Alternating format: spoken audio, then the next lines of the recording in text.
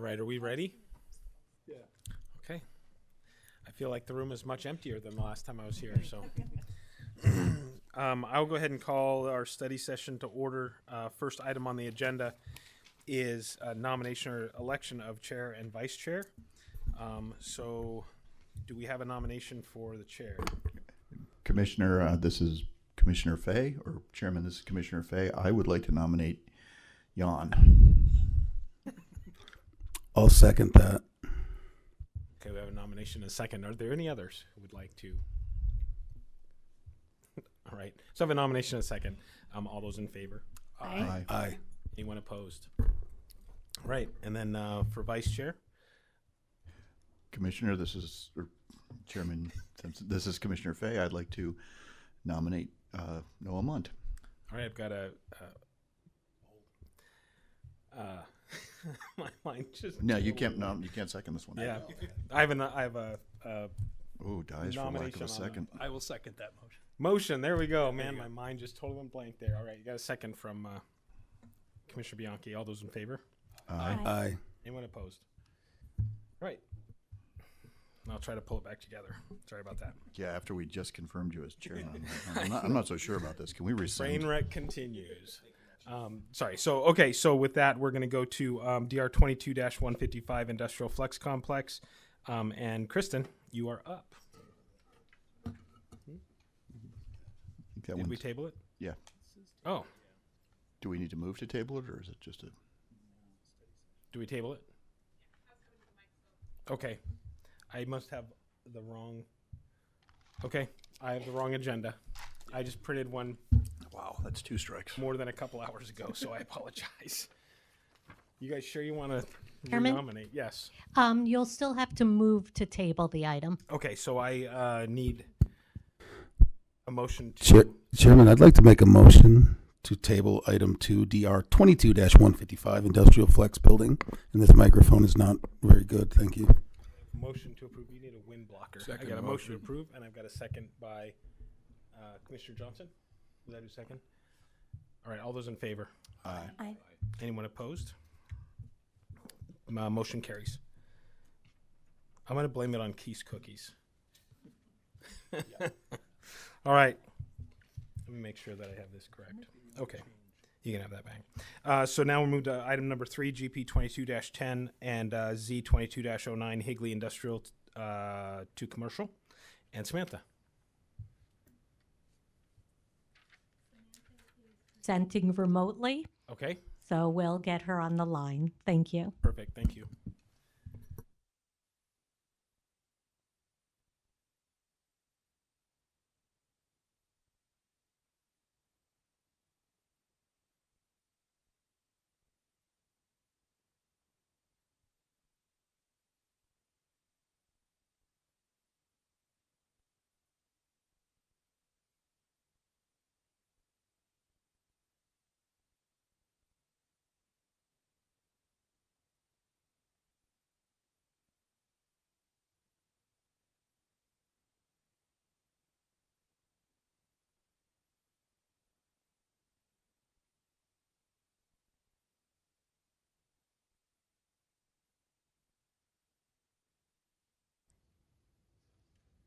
Samantha, are you on the line?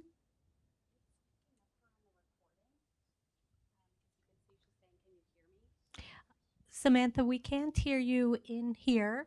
If you don't mind, we can skip you and go on to the next item until we figure this out. Okay, let's do that. We'll go ahead and jump to item number 4. Keith, if you're ready, we'll go to DR 22-164, Melody Avenue Buildings 1 and 2. This is just a precursor to what's going to happen next month when we move in the new building. So, I think we have Samantha now. okay, back that truck up. Samantha, you're up. Okay, testing. Can you hear me?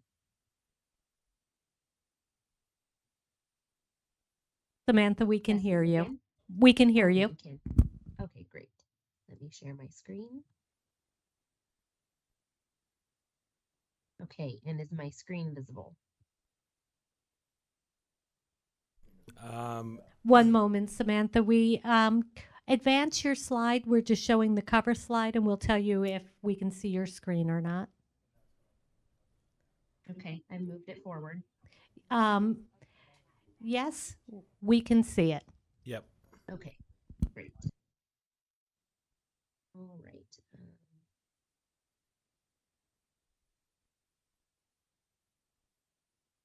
Okay. Good evening, Chair and Commissioners. As you can tell, I'm presenting remotely. I'm just getting over a pretty bad cold, so I wanted to stay away. I'll be talking about GP 2210 and Z 2209 Higley Industrial 2 Commercial. And this slide is an aerial showing the site in the red outline. It's sort of a reverse L-shaped piece located near the northwest corner of Higley Road and Williamsfield Road. The requested input tonight is it's just a study session item, so staff is looking for any feedback you wish to express regarding the amendment and rezoning. You'll see this case come before you again when it's ready for Planning Commission recommendation, and then of course Town Council will be the final deciding body. I want to give a little more context specifically on site.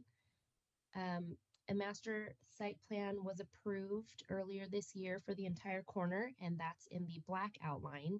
It will be used to guide the design review phasing and expected improvements. A quick trip was also included at the master site plan phase, so it will be the first development coming in. The remaining light industrial in the north end is proposed to be a public storage.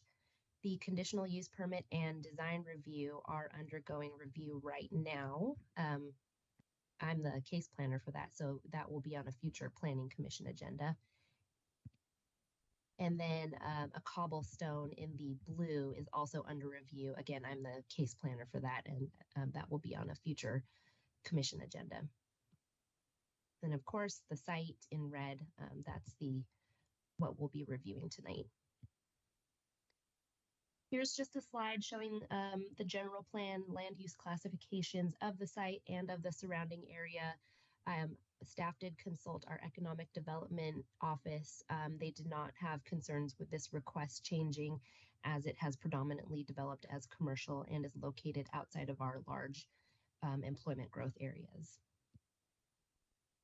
And the zoning exhibit here shows the site's zoning districts along with the adjoining zoning, and the comparable zoning districts that match the general plan classifications from the previous slide are light industrial and shopping center. And then I want to note that this is a conventional rezoning request with no additional deviations. This slide just kind of covers one neighborhood meeting that happened earlier this year. And then the applicant is planning to hold another neighborhood meeting next week. And of course, that input will be included in the next review and the staff report.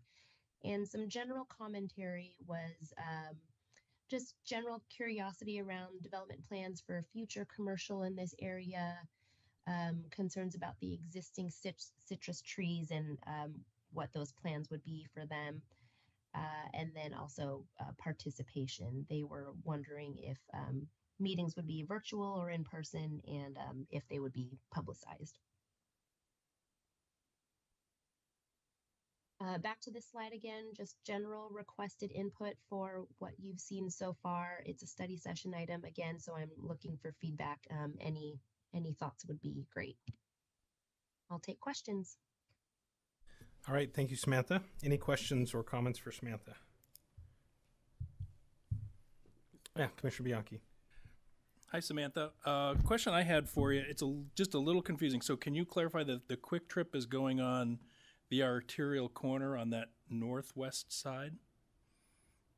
Yes, that's okay. correct. And then, so the red and then the middle parcel below the red line, is that staying industrial? Yes, right where your pointer is. Yeah, that's a good question, Commissioner Bianchi. This here, I'm trying really hard to outline it, is all currently zoned SC, shopping center. So the red plus orange is light industrial. This is staying light industrial. This is what they're requesting to change from industrial to shopping center to match the rest of the site. Okay, yeah, I understand the request. I just don't want to create a hodgepodge of uses through here. And then would they maintain that access to that parcel, that orange parcel in the northwest? Yes, that is all part of the master site plan. All of the access was laid out clearly in that master site plan. So yes, all of these pieces interact with each other. Okay. Yeah, if it maintains consistency with the uses to the south, I'm fine with it. Thanks, Chairman. All right, thank you. Any other comments or questions? No? Stephanie, Samantha, I'm sorry, it looks like we don't have any other questions here. The only question I do have, and this is just out of curiosity as we go through the process of potentially updating some of the use classifications with the mixed use, is this a parcel that potentially could fit into that mixed use classification? I don't know if that's a question you can answer. That's a good question, Chair. It's not something that I had considered. If they wanted to make use of the mixed use zoning district, they certainly could, but in speaking with the applicant and the owner during the pre-app, they fully intend to make use of the SC zoning district and develop it as commercial completely. Okay. Except for this light industrial piece. Public storage is a commercial use. That is why they need the conditional use permit in the light industrial zoning. Gotcha. All right. Yeah, I'm in alignment with Commissioner Bianchi. I feel that, the use is all aligned together. We're not going to get, a weird little jump in the middle there. The only other concern I'd have, and I trust that you'll work through this, is just traffic flow for that storage facility in the back corner when it comes through. So I don't have anything else. So thank you very much. Okay, thank you. All right, now we'll go on to item number 4. Keith, we've got DR 22-164 Melody Avenue Buildings 1 and 2.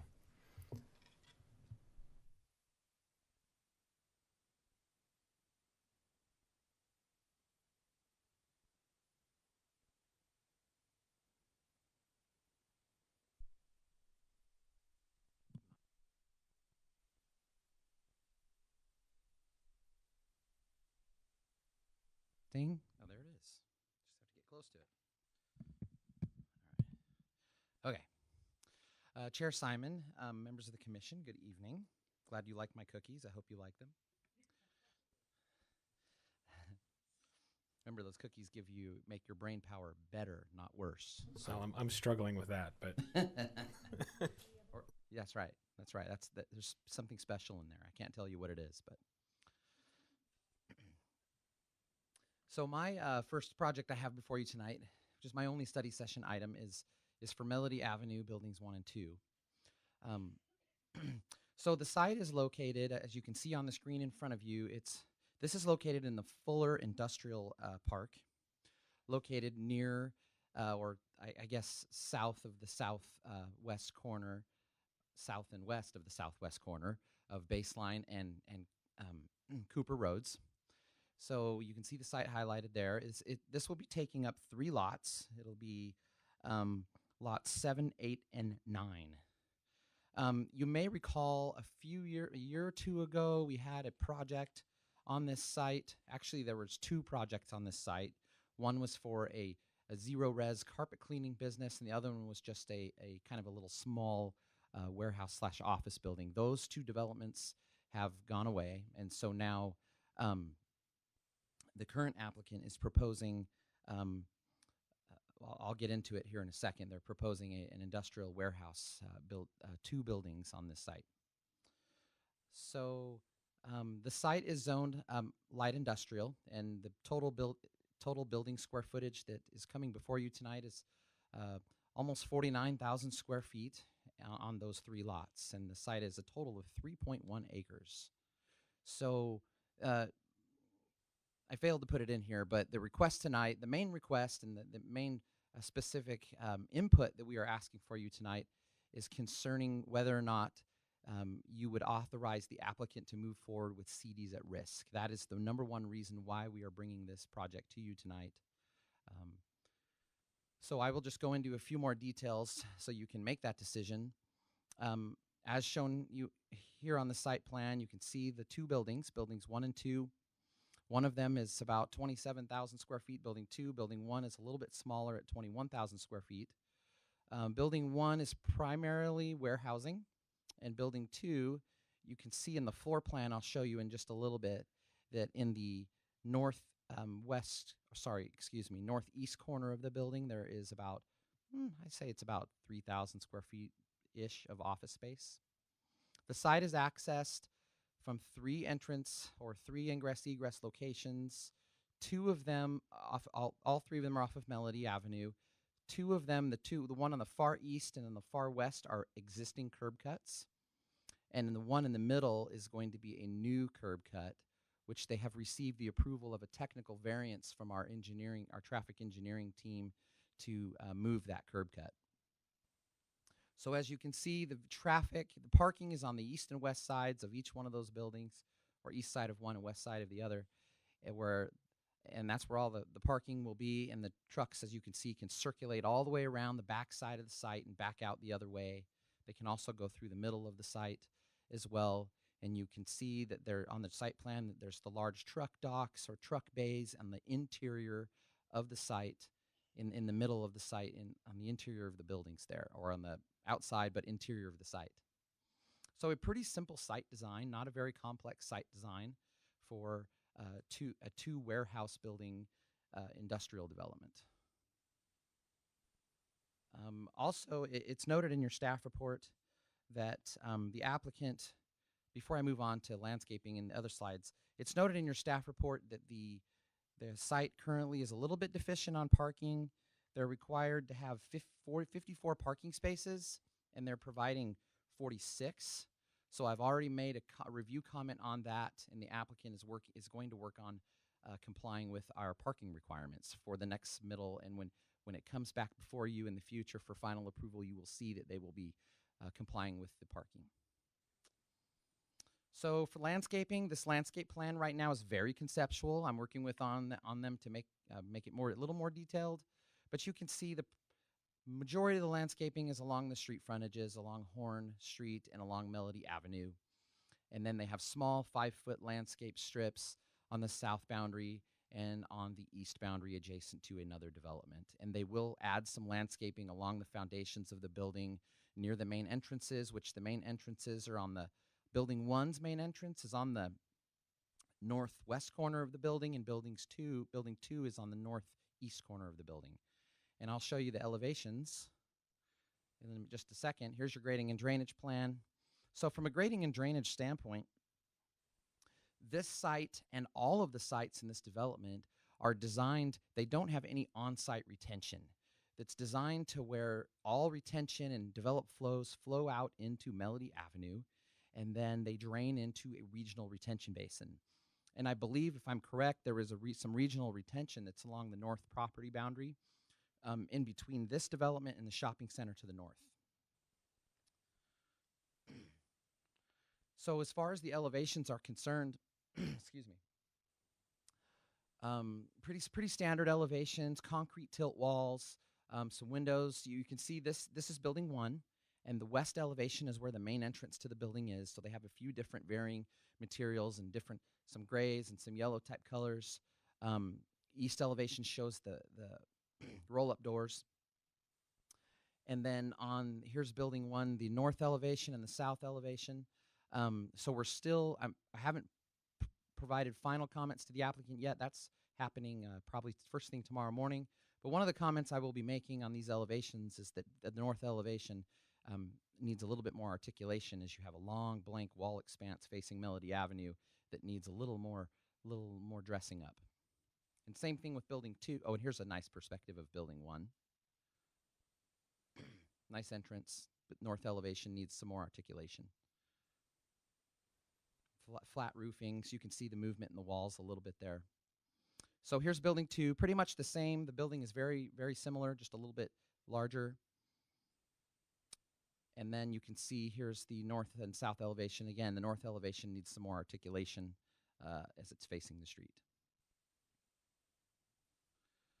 And here's these perspective. So obviously they look a lot better in perspective than they do in a 2D rendering. So, but a pretty typical industrial building. There's some other industrial buildings in this area that look very similar. So I will be probably asking the applicant to look at some of those buildings to get some ideas for some ways that they can spruce up that north elevation along Melody Avenue based on what some other developers have done in the area. And then here's the floor plan of building 1. A warehouse building is what that one is completely. And then building 2, you can see the office space in that northeast corner of the building. And then lighting plan, just typical lighting, wall sconces. We don't know where those are yet, but it's parking lot lighting. There's a few locations where there's parking lot light poles, and that's pretty much it from that standpoint. So that concludes my presentation, except for the requested input tonight. I request authorization for them to move forward at CDs at risk. And if you have any general comments on the proposed site and building design, I would be happy to get those from you. And that is it. That's all I have for you. All right. Thank you, Keith. Anybody have questions or comments for Keith? Yeah, Commissioner Munt. Thank you, Chairman. Keith, I'll just say that the CD at risk, that's fine with me. I don't think there's any problem with this use in this area. And even as into the articulation on the buildings, it doesn't strike me that anyone going to these buildings or anybody that's not just going to randomly drive by, you have to be pretty determined to get there. So I don't think they need to do a lot, but I think they could do a little. And, you're working with them. But I think given the area that they're in, it's pretty isolated and tucked behind the different commercial uses that you don't get any major thoroughfare. Okay, that's it. All right. Thank you, Vice Chair. Anybody else? Yes. Commissioner Johnson. Yes, Mr. Chairman. Keith, where do you anticipate the shoehorning in the additional parking? Would that be between buildings 1 and 2? Chair Simon, Commissioner Johnson, it's a very good question. So I'm going backwards. I apologize. Let me go this way.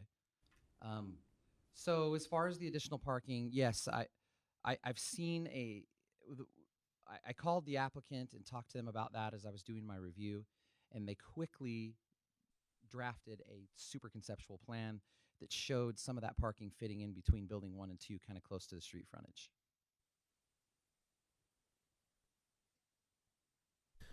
Anybody else? Commissioner Fay. I do. Keith, sorry, this property's always kind of given me some heartache, the larger Fuller Industrial Complex. And it's not that I'm against regional retention basins. In fact, I think we should use them more often. We do on residential. Most of us live in an HOA that has a tot lot or some kind of park that takes all of our on-site retention. And the problem in the past I've had is that it doesn't seem like we're doing any kind of retention analysis. We're kind of waving away that, yeah, retention's okay. And so somebody, and I think it was Tom or Josh, somebody last time I had some issues sent me the much larger drainage reports for this area, which was great, thank you. But it kept me kind of digging a little bit. And I need to know that the retention basins here, it looks to me like nobody paid the taxes on them. They went into foreclosures, investors bought them, and they're not deed restricted. I mean, it looks to me like the regional retention basin is owned by someone outside of the HOA. I don't know if it's called an HOA here. I was kind of digging at this today, or yesterday, and a little bit today, but my boss hopefully isn't watching, and because I didn't have enough time to get done what I was supposed to be. And I could be off base, but it looks like the HOA doesn't own the retention basins here. And if that's the case, then I do have a problem with CDs at risk. In fact, there's a huge risk. These properties are undevelopable right now. Chair Simon, Commissioner Fay, I would actually like to defer that question and to our development services engineer, Tom Condit, who I believe is sitting right behind me, and hopefully he can answer some of these questions and maybe alleviate some of your concerns. He's the expert. Yes, thank you, Chair and Commissioner Fay. It was great to be able to speak with you briefly before the meeting because I had a chance to do a little research in the back while you were I deliberating. I could see you like And feverishly too. it looks to me like you are correct that there is that retention basin, that area. It's a tract. It's called out as a tract on the plat. The use of the tract is limited to retention. So I think in that sense, the town is covered. I recall a project that came in a few years ago and was asking, could we develop on that? And we just categorically said no. I think the broader question, though, is how could they, if it's dedicated as a tract, which is a common area, how could they sell that to someone? The deed for the property, I pulled it up and looked at it, and it says no warranties expressed or implied, subject. It's like this very interesting deed language that they, someone apparently didn't want to hold on to it anymore. But we can definitely look into that for you, and I would be glad to reach out to you once I do a little more research on that. So yeah, exactly. The fact that it's a tract doesn't necessarily answer the mail because somebody answers it or owns it, and we may as a body be able to stop them from developing it. I'm not actually sure that we can. They've got property rights, but they probably have to come through here. But it doesn't mean they have to take their neighbor's drainage either necessarily. And I think that.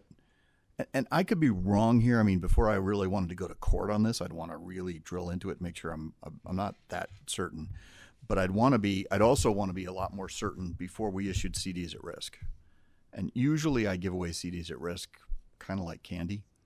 But this might be some kid whose parents have forbidden him to have candy with a lot of tooth decay coming in, and maybe I'd hold the candy back on this one.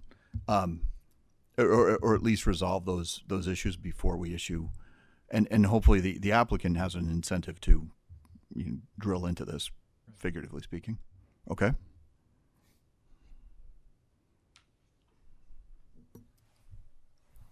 Good. All right. Yeah. Kirsten, no made. You good? Commissioner Davis. Keith, I wanted to talk about the elevations a little bit. Yeah. I agree that they can spruce up that north side of the building. The thing that I'd like you to work with them on is defining the entries better, providing some weather protection over the entrances. And it's, there's a lot of doors across there. I didn't know if this was going to be a multi-tenant building or what was going on, if there was going to be multiple users in there. But I would like to see the entrance defined a little better with some sort of canopy or something over it with some weather protection. That's a fair comment. Thank you. All right. Anybody else? Yeah. Commissioner Bianchi. Yeah, good commission comments on this one. So, Keith, I'm glad you talked about the parking. That was my big concern because we've got buildings that are different sizes, but they're allowing the same amount of parking. So that was a question whether it was based off of just one submittal and they were combining them or how that worked. So, but if they're working with you to get that parking up, because if not, it's just going to push it out to the streets. Overall, I think the colors look acceptable. The colors on the rendering, as usual, kind of seem to show a little better. I do agree with Commissioner Davis. I think my preference is the same thing. I'd prefer to see some elements kind of added around the front door entrances to kind of make them more identifiable or pronounced. So I think you kind of talked about that with your articulation. So I'd support you on that. Thank you, Chair. Thank you. All right. Thank you. Anybody else? All right. And I have nothing to add. So I would agree with what's already been stated. So thank you, Keith. Okay. Thank you very much. Yep. Okay, we'll go to Kristen, number 5, DR 22-108, the Black Rifle Coffee. Hey,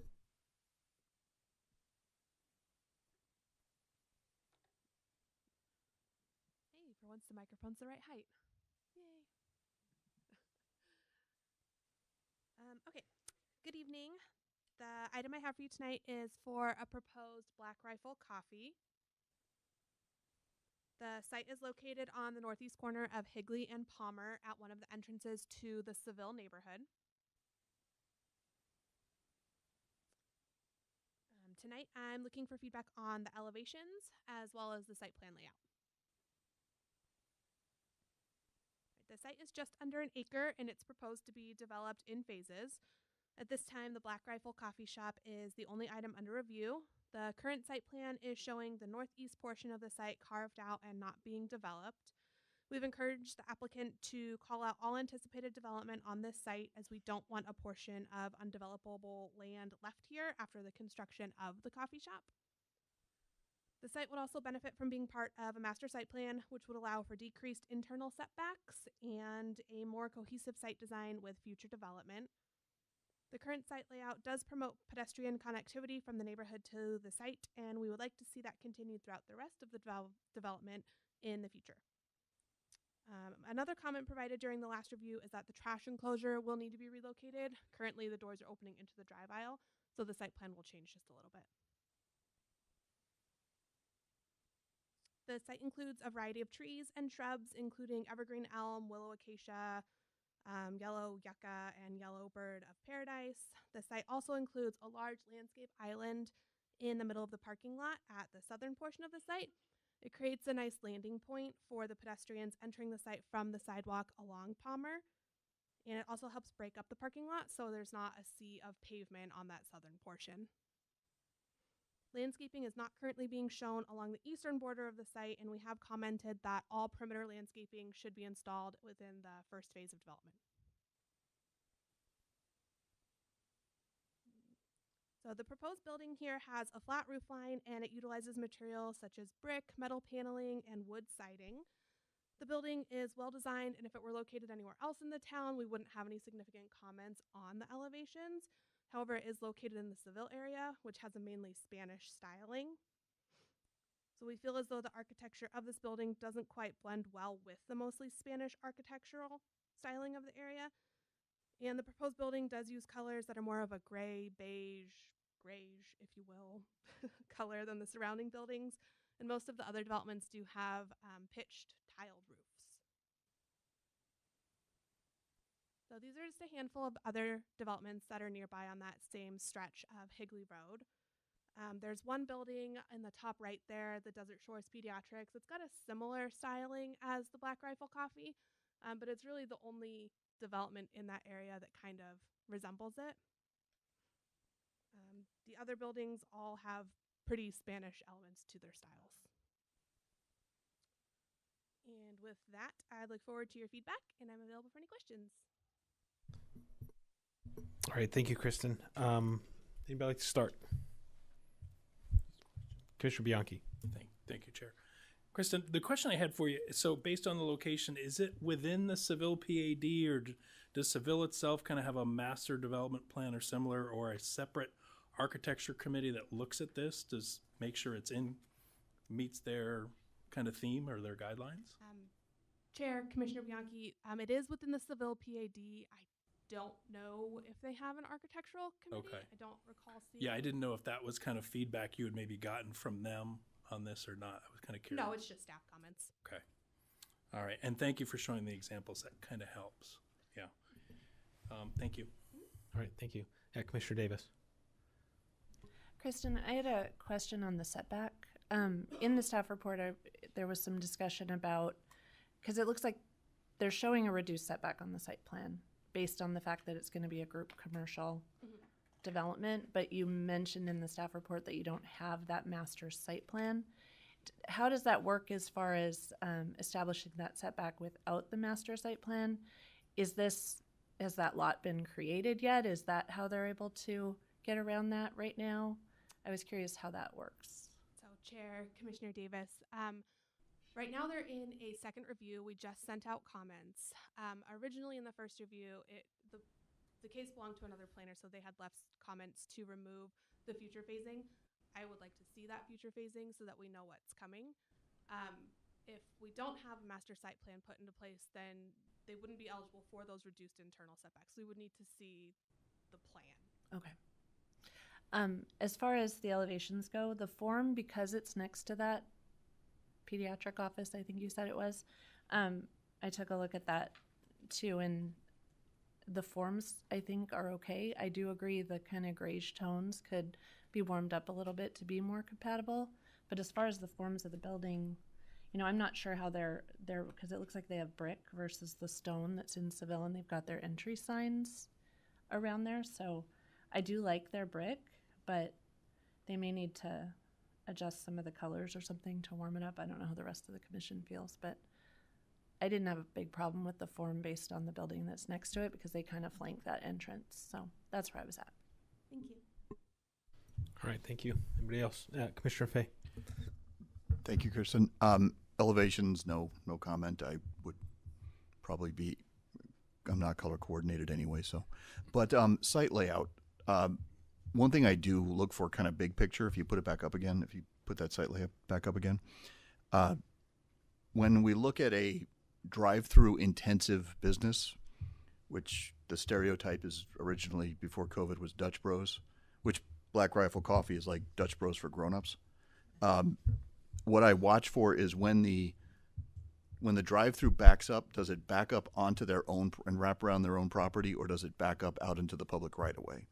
And I know when I was a prosecutor, my sworn officers just hated when you've got ordinary people who are just in line, but well, they're breaking the law by being backed up out on the right-of-way, but who's wrong? And they just hate that. But it's still unsafe. And I have a feeling this one, when it gets past its 3 or 4 cars past the ordering point, I have a feeling this one's going to wrap around to the right and out onto the right-of-way and not wrap around back into its own parking lot, which is where it should. And it wouldn't take much of a change to their site layout with a little bit of curb to prevent that from happening. I'm not a fan of businesses that get in here, decide it doesn't work, and then they start trying to manipulate cones in the parking lot because they're kind of subverted. They're outside of the design process. They're outside of the engineering review process. They're kind of winging it. And every manager comes in and uses their own calibrated eye to kind of do whatever nonsense they think of. So I do actually have a little bit of an issue with the site layout. It's not a huge one. Usually I'm complaining about the amount of landscaping or where the drainage is going or the setbacks. This one, it's probably a tweak, but it's a tweak to make sure that when that line backs up and there's 25 cars in it and not 4, that it wraps back onto their property and not out into the Seville neighborhood, okay? Additional stacking or just rework the way that the drive-through is laid out. Yeah, I think the latter. I mean, you could do you could go with a dual thing or more stack of it, but that would be kind of an extreme.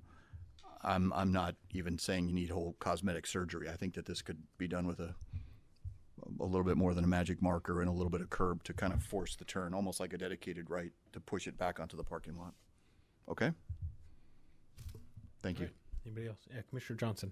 Yes, Mr. Chairman. Kristen, I agree with Commissioner Fay. I call this the Chick-fil-A phenomena, where once you can almost, I guess on the site plan, it looks like they almost have little chits for cars, the number of cars, and I haven't counted them yet. But if you have an evening and morning go-to come home phenomena where things do wrap around because people are anxious for their whatever, I think there's a stacking phenomena that could happen very easily, especially with this type of retail use. The other comment I have is on the elevation. Do you anticipate signage giving a little more interest or color to what I consider an otherwise very bland elevation in terms of the schematic there? I know we're not into signage on this. That may be design review, but also signage is going to be critical to this type of retail use. And if you looked at some of the other comparisons, the most probably interesting part of the elevation was the signage.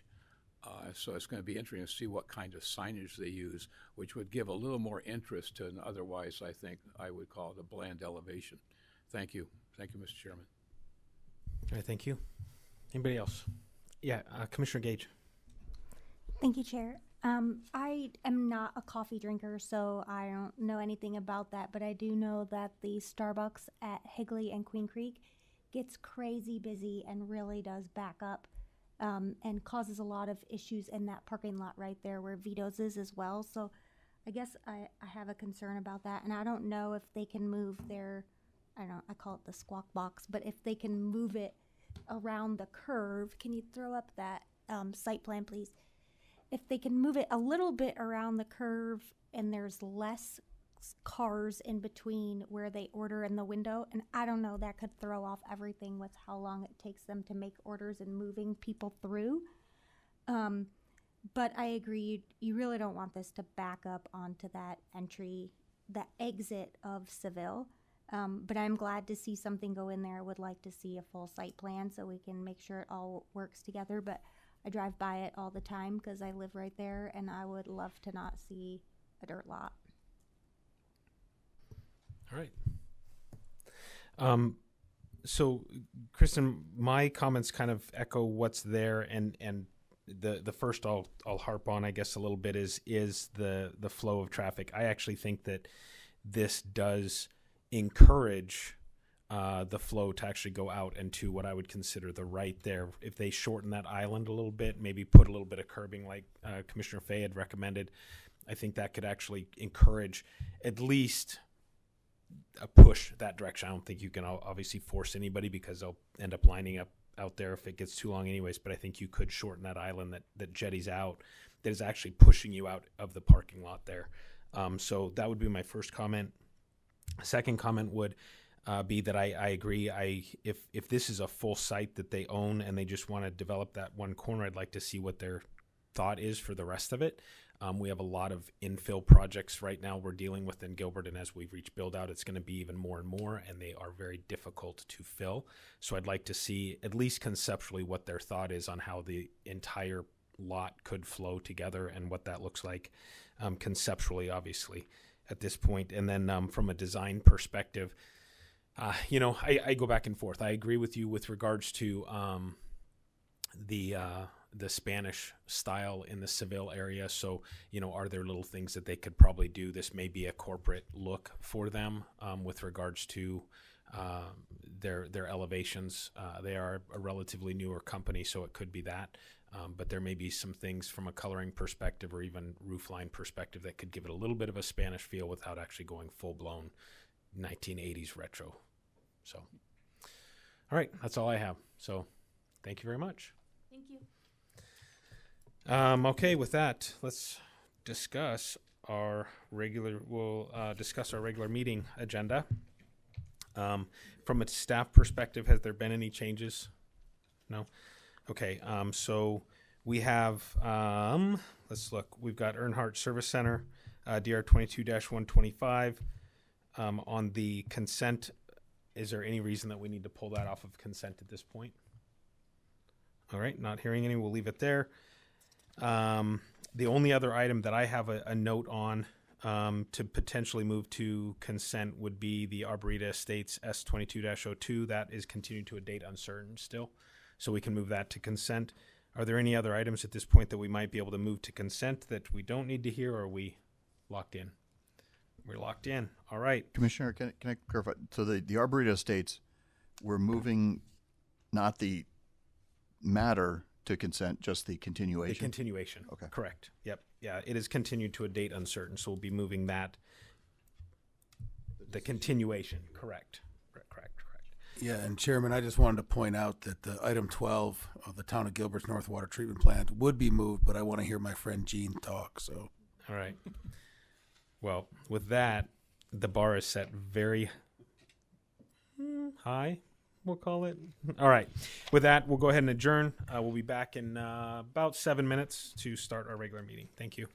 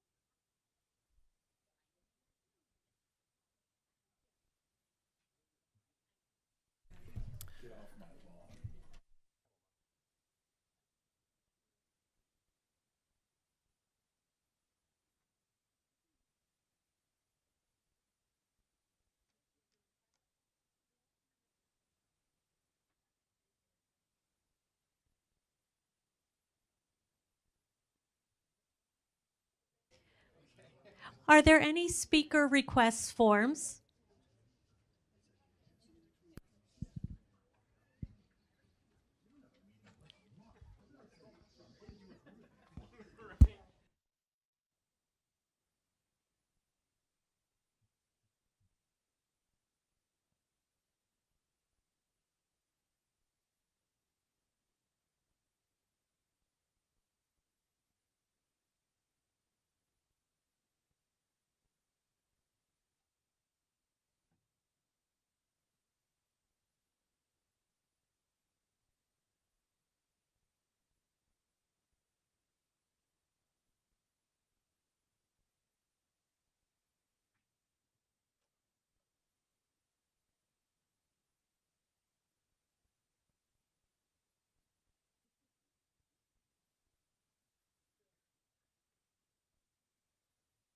All right, I think we're ready to get started.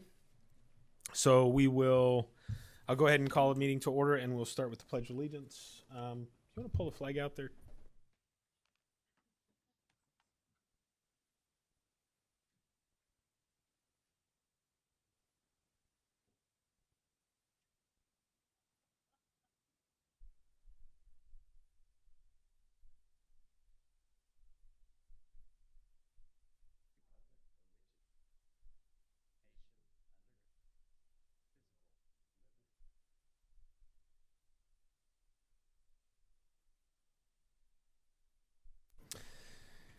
Okay, with that, we will look for a roll call. Eva.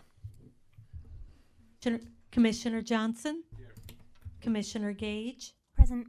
Commissioner Davis? Here. Commissioner Anderson? Commissioner Fay? Present. Commissioner Blazer? Commissioner Bianchi? Here. Vice Chairman Munt? Here. Chairman Simon? Here. We have a quorum. Thank you. We'll look for an approval of the agenda. Oh, I've got an approval. We're going to go ahead and move item number 13 to the consent. That's the only change. So item 13, S22-02, Arboreta Estates, the continuance to a date uncertain will be moved to the consent. I have a motion to approve on the table from Commissioner Johnson. Do I have a second? I'll second that, Chairman. I have a second from the Vice Chair. All those in favor? Aye. Anyone opposed? Motion carries. All right, we'll go to communications from citizens. At this time, members of the public may comment on matters within the jurisdiction of the town, but not on the agenda. The commission response is limited to responding to criticism, asking staff to review a matter, comment upon, or asking that a matter be put on a future agenda. Do we have any communications from citizens? And I don't have any other cards other than what's on the agenda. So. All right, not seeing any, we will go to council liaison. Councilman September.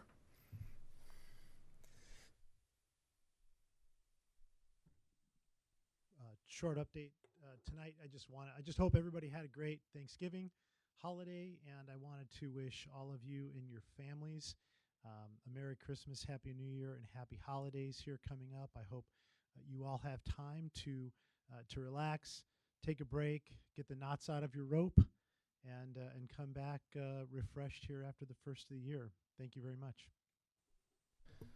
All right, thank you, council member, and we will wish you very much luck at this point. I think I'll take point of privilege at that point to wish you luck in your future endeavors as you term off of council. So appreciate everything you've done for us and the town.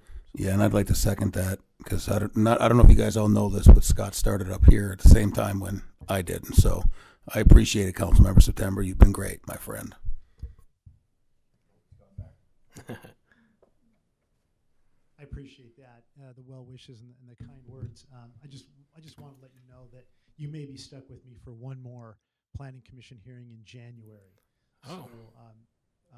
So you don't want to. Get I'll retract my well wishes Like then. my comments as well. Now you can Sorry. save it for Anything that. nice I said, take it off the record. Give you some time to think about it. So it's really heartfelt and meaningful. Thank you. Thank you. And I don't know, and forgive me, council member, I don't know if many of you saw, but today was the keel laying for the new submarine named after the USS Arizona, and our mayor and Bill Spence are out in Virginia, Newport. So that's pretty incredible event that's going on today. So thank you. All right, Jan, Bill Spence did not get on council, but he is a career naval officer. I think. In fact, I think he was a submarine officer. Yeah. Was he? So. Yep. Very cool. All right. We'll move to the public hearing consent. All items listed below are considered the public hearing consent calendar. The commission may, by a single motion, approve any number of items where, after opening the public hearing, no person requests the item be removed from the consent calendar. If such a request is made, the commission shall then withdraw the item from the public hearing consent calendar for the purpose of public discussion and separate motion. With items on the agenda, other items on the agenda may be added to the consent calendar and approved upon under single motion. We currently have on the consent item agenda item 10, DR 22-125, Earnhardt Service Center building, and then the continuance to a date uncertain of item 13, S2202, Arboreta Estates. Do I have a motion to approve? Yes, Chairman. I'd like to make a motion to approve the consent agenda consisting of number 10, DR 22-125, Earnhardt Service Center building, and the continuance of item number 13, S2202, Arboreta Estates. All right, thank you. I have a motion to approve by the Vice Chair. Do I have a second? Second. I have a second by Commissioner Bianchi. All those in favor? Aye. Aye. Anyone opposed? All right, motion carries. Move on to public hearing non-consent. Non-consent public hearing items may be heard or will be heard at an individual public hearing and will be acted upon by the commission by separate motion. During the public hearings, anyone wishing to comment in support or in opposition to a public hearing item may do so.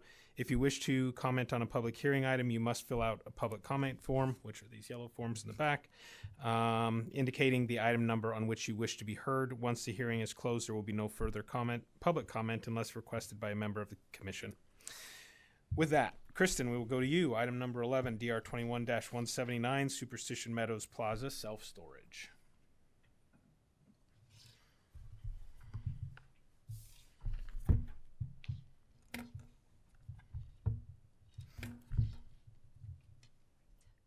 Hello again.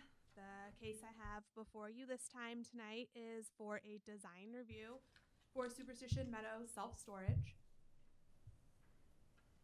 This site is located at the southwest corner of Baseline Road and Meadows Drive between Power and Wrecker Roads. The property is bordered on the south and west sides by residential, SF7 and SF15 to the south, and SF43 to the west. To the east, across Meadows Drive, is a memory care facility, zoned general commercial. To the north, across Baseline Road, is an existing industrial warehouse and future multifamily in the city of Mesa. The site is 3.5 acres and is zoned general commercial. Storage facilities are permitted by right within the general commercial zoning district. 4 buildings are proposed on the site. The main building will be 3 stories plus a basement and consists of both internal and drive-up storage units. It's located 75 feet from the residential homes to the south and does include a 3rd floor step back of 15 feet. The other 3 buildings on the site are single-story buildings with drive-up only units. The site does include a 12-foot equestrian and pedestrian easement at the southern border, which is why there's no landscaping included within that 12-foot strip. The remaining 28-foot width of landscaping along the southern border of the site includes a heavy use of trees to help buffer the storage facility use from the existing residential homes. Some of the landscaping being used on the site consists of tipu trees, willow acacia, desert spoon, red yucca, and lantana. Building A is a multi-story building, 3 stories with a basement. It has both internal and external units. The height of this building is 35 feet tall. The maximum height allowed in the general commercial zoning district is 45 feet tall. The portion of the building that fronts Baseline Road includes faux windows along the bottom floor and also a few along the top floor, giving more appealing street presence to the building. There are drive-up units proposed along the south, west, and east elevations. The building includes pitched roofs to appear more residential and blend in better with the surrounding uses. The building utilizes brick and stucco in various tan colors and also includes a metal pitched cap between the second floor and the third floor step back. Building B is one of the three single-story drive-up unit buildings. It's the only one that has an elevation facing Baseline Road. Because of this, the northern elevation is more stylized and includes a heavy use of brick in 2 different colors. It also includes 3 separate stucco accent areas with green screens placed in the center of each. These accent areas help add additional dimension to the elevation. Building C and D are both internal to the site. Building C has units that line the entirety of the east and west elevations. The north and south elevations utilize the same column features as the street frontage of Building B, but instead of stucco, they chose to utilize metal paneling in various colors. Building D is internal to the site, but does have one elevation that faces Meadows Drive. There are drive-up units only on the west elevation. The east elevation that faces Meadows includes metal paneling in various colors like Building C to create a look of columns periodically placed along the exterior. Right here are the colors and materials being used, and some additional colors and materials.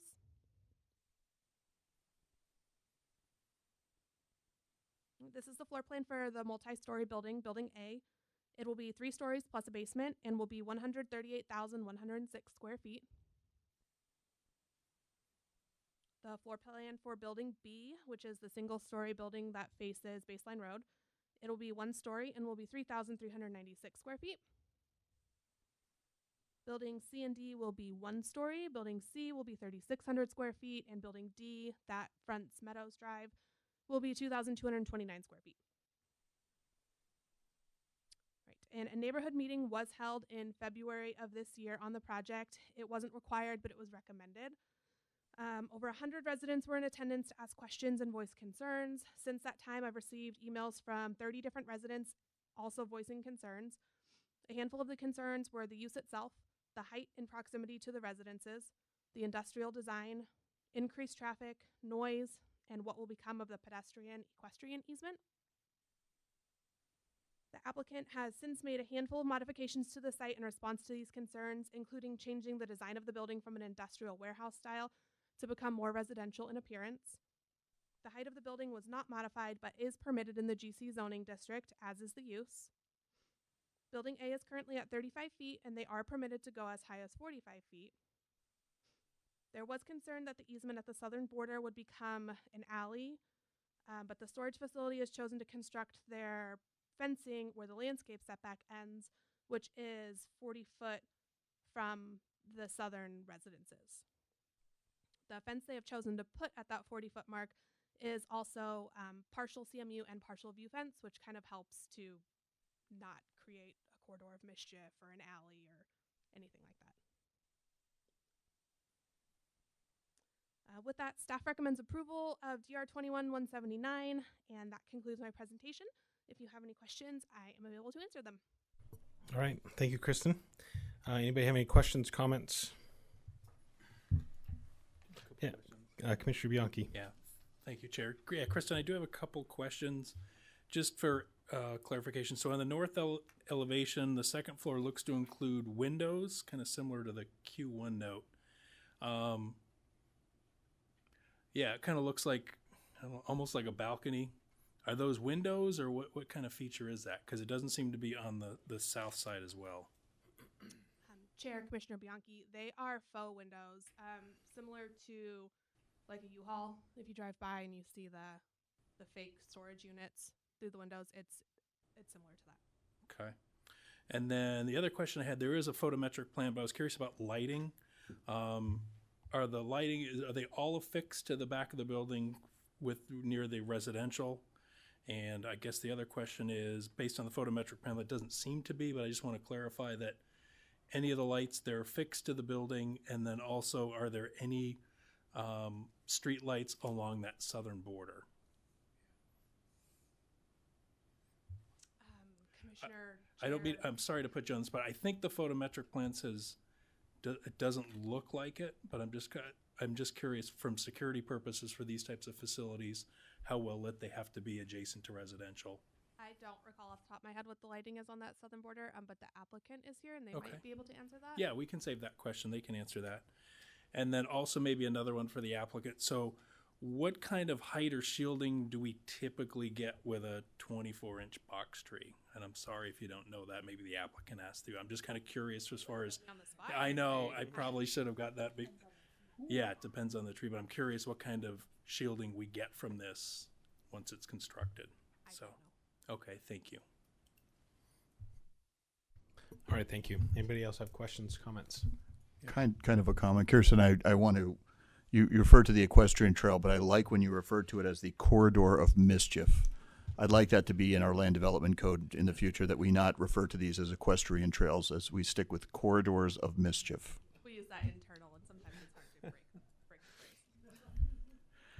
All right, Commissioner Johnson? Yeah, Mr. Chairman, Kirsten. I'm looking at Baseline Road. Is there a signal at Meadows, or is that just a T-bone into Baseline? So, Chair, Commissioner Johnson, there is a signal there. Okay, because my concern is about access and egress. I think without a signal, you're going to have some traffic problems along Baseline getting in and out. So I just was interested in that. Thank you so much. All right, thank you. Anybody else? No. Okay, I think my questions have been answered at this point. So, My applicant is here and wanted to give a presentation. okay, yeah, I was just gonna say if we've got the applicant here. We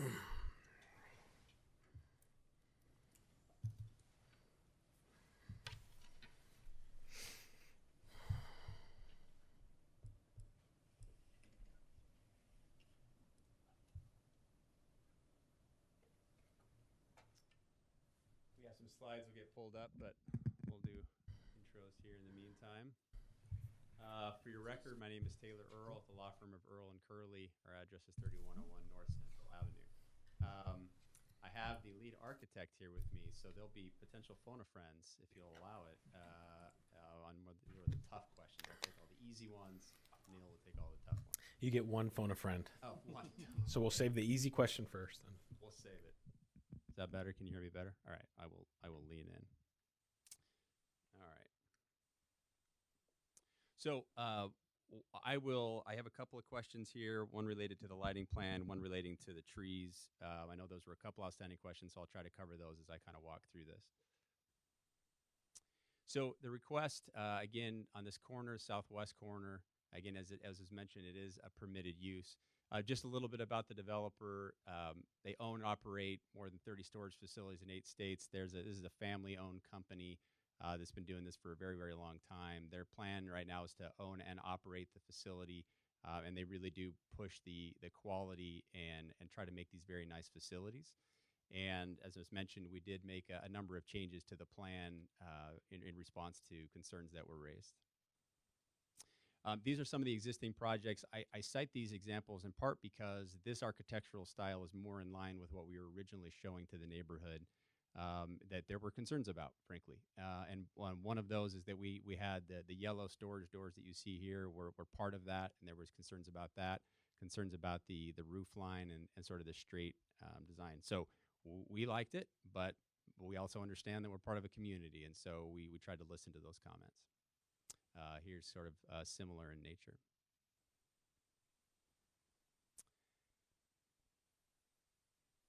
So as was mentioned, I think it is important that, let me just clarify a little bit on the setback on the south.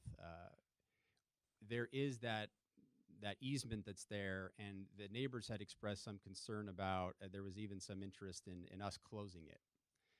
And sort of incorporating it into our property. The challenge with that is that it's an open easement that has beneficiaries that may not be able to say, we want you to go ahead and close it. So while some people may say, you know what, just get rid of it, we don't really want it in there anymore. it just takes one beneficiary of that easement to enforce a legal right to say, no, actually would like it to stay open, and now you've gated me off, and now you violated my easement rights. So while we certainly appreciated that some neighbors would prefer us to incorporate it and have it be gone, that's not something that we can do. But what we did is by pushing our fence further north, we essentially tried to widen it. So at the very least, there's more of an open space rather than a smaller alley space in that area. And there is a 75-foot setback to the multi-story building, and as was mentioned, that would be on the north elevation for the faux window treatments. All right. So go to the site plan here a little bit. I don't want to duplicate efforts of what Kristen just mentioned, so I won't. But one of the things here too that was brought up originally is we did have an access drive onto Meadows. And that was a concern early on in the project, and so we removed that access point off of Meadows. Highlighting here a couple of things, again, just the height reduction and the increase in landscape area. And this shows, and we can certainly kind of zoom in on aspects of this, but I thought the most sort of important aspect of the landscape plan might be how our treatment is on the south side. So while some of these species may be familiar to many of you, I thought I would just show a photograph of what those look like so that people can get a better picture of the different species. And these are sort of oriented, the photographs you see are aligned with how the species are on the plan, sort of moving from left to right. So you can kind of track those different species as you move across. So there will be really good canopies. The question on the size, 24-inch box is a good mature size to start with. One of the challenges that can be, sometimes it's attractive to say, let's get 48-inch box trees and let's plant those. The problem is that those trees spend a lot of time in a box. And so if we're looking for long-term, sustainable, healthy trees, it can be a challenge when they've spent too much time in a box. The other challenge is that if I'm given a 48-inch box requirement, I go into a nursery, health or not, I got to get those trees in the ground and meet the requirement. And so you're now making the landscape selector now can be sort of less selective in the choice. And so it's tempting to say, let's just get them as big as we can in the ground, but long-term growth will do better if they're going in. So while we don't want to do 15-gallon, because that's probably too far the other direction, I think 24-inch box is a nice middle ground where they do have maturity to them, but they'll do well over time. So here are the elevations that, again, Kristen walked through, and I'll just highlight a few things. I think the use of materials is significant. There's a lot of different types of materials. I think the roof line movement, and I can speak somewhat unbiasedly, I did not design the project. So I'm really praising the architectural team for the different things, and we got good feedback from the town on how to make some of these roof line changes to really have an architectural style that is more similar to what we're seeing in the neighborhood and in the project immediately east of us. So there was quite a bit of redesign. So I think there's really nice movement in the building. And this is, again, we can obviously go back to any one of these that you'd like, but Kristen covered a lot of these, so I won't go through the same ground. So let me just highlight a few of the site revisions. So when we first submitted this originally, as I mentioned, there was this was the access drive that I mentioned off of Meadows that was ultimately removed. The second and third story yellow storage doors were visible from the south and the east. Those were ultimately removed. And as you see here, the roof lines were more of a modern flat design. Third submission, baseline entry revised to allow for turnaround. Second and third story storage doors changed to brown, and they were removed off of those two sides, south and east, and then additional roof accents were added as well. And then ultimately, we went back in again, and the elevations were revised to include windows facing baseline, and then the pitch roofs were included. So this process has been going on for about a year. So we think we've gone through extensive changes to get it to a point where it's an attractive building. I know some of the neighbors didn't like the use. The use is permitted, but we also wanted to do our best on the design front. So in summary, we do have staff support. It is an allowed use. And we believe that through the work that we've engaged in, we do think that it's created a really nice and attractive product that we're very proud of. There was one final question regarding the lighting plan.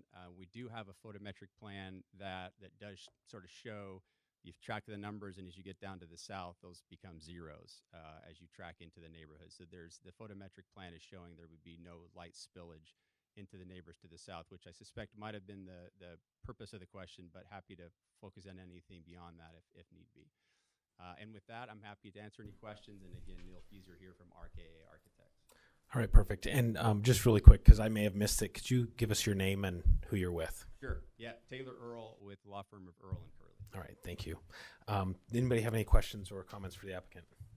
Commissioner Johnson. Mr. Chairman, may I have permission to ask a question that steps into a larger context about the impacts of land use on storage units? And could I ask Taylor a question about some implications in the future? To wit, Taylor, do you see that there's a continued demand and market demand for storage units? And would that obtain in Gilbert? I know in recent years have been a number of storage units been proposed, and it's just a broader land use question. Is the market such that we may see more storage unit requests and their impacts on land use in the town of Gilbert? Thank you, Mr. Chairman. Thank you. And I don't know if that's a question you can answer, if we need to go to staff on that. I'm happy to answer that. In fact, I could probably speak for quite some time on it. So I'll try to you probably have to constrain me on this. And were this a zoning case, I would have a whole set of my presentation that would have gone into that in more detail. But let me provide some notes on that. Yes, I do think that it's a use we're going to see. We have seen an increase in self-storage, I would say, over the last 10 years. You see them a lot more frequently than you used to. Part of that, I think there's several reasons. Number one is that there's a transition to indoor, which means that I don't need the same footprint in terms of a size property. I can now put them on smaller size parcels. I can fit them into shopping centers. So that's one reason. Second reason is that we're seeing less need for commercial parcels. So there's vacant commercial parcels that aren't being utilized. We're doing one right now in Goodyear that's in an existing shopping center. The tenant moved out. It was a big sort of anchor tenant space that couldn't be utilized, and we went in and retrofitted it for self-storage. Several other reasons. We are also seeing a rise in housing costs, which also means that people who might have been able to afford a certain size home may have a smaller home or may be in a smaller rental. Those are situations where people still have things and may not necessarily want to purge all of those things. There's also a rise in the amount of people, young people under 30 that are living at home. There's also an increase in multi-generational housing. And as we have the pandemic, more people working from home, utilizing a spare bedroom that was their storage, that's now being utilized for home office. So I'll keep it at that. But yes, I do think that there is an increased demand. And as we see an increased need for housing, there's going to be an associated need for storage. Thank you. Thank you, Mr. Chairman. Yep. Any other questions or comments this time? Commissioner Gage. Thank you, Chair. I'm just looking at the colors a little bit, and they seem pretty dark. Is that representative of what's in the area? Some of these colors on like the last page. Neil, do you want to speak to some of that color conversation? Neil Fieser from RKA Architects. Yes, we've tried to match from the properties to the north, which they are apartments, or the light industrial projects to the north, as well as the project to the east. So we were pulling roofing materials and colors and other materials from all the surrounding areas to try to match and integrate in as much as possible. Thank you. I just want to say this is probably the nicest looking self-storage I've ever seen, and I'm really glad that we don't have what's yellow that you were showing before, although that's also very nice. But I think this will fit in nicely. Also, I might be the only person in the room that didn't know that those were fake windows on the front, and so now when I drive by, I will no longer look for people like trying to get into their storage unit. So thank you. Some of those are actual. Oh, really? In some areas, but not in ours. But I will keep my hopes up then. Does exist now. Okay. Thank you. All right. Anybody else have questions or comments for the applicant? All right. No. Thank you very much, gentlemen. We do have one comment card that would like to speak, so we may have you come back up. Stay close. You may have something you need to answer. So I'll go to the comment cards at this point. I do have one. Is it Greg Prince? Is that correct? Greg, we'll have you come up. We'll give you 3 minutes to go ahead and go through what you'd like to go through. Please state your name and your city of residence.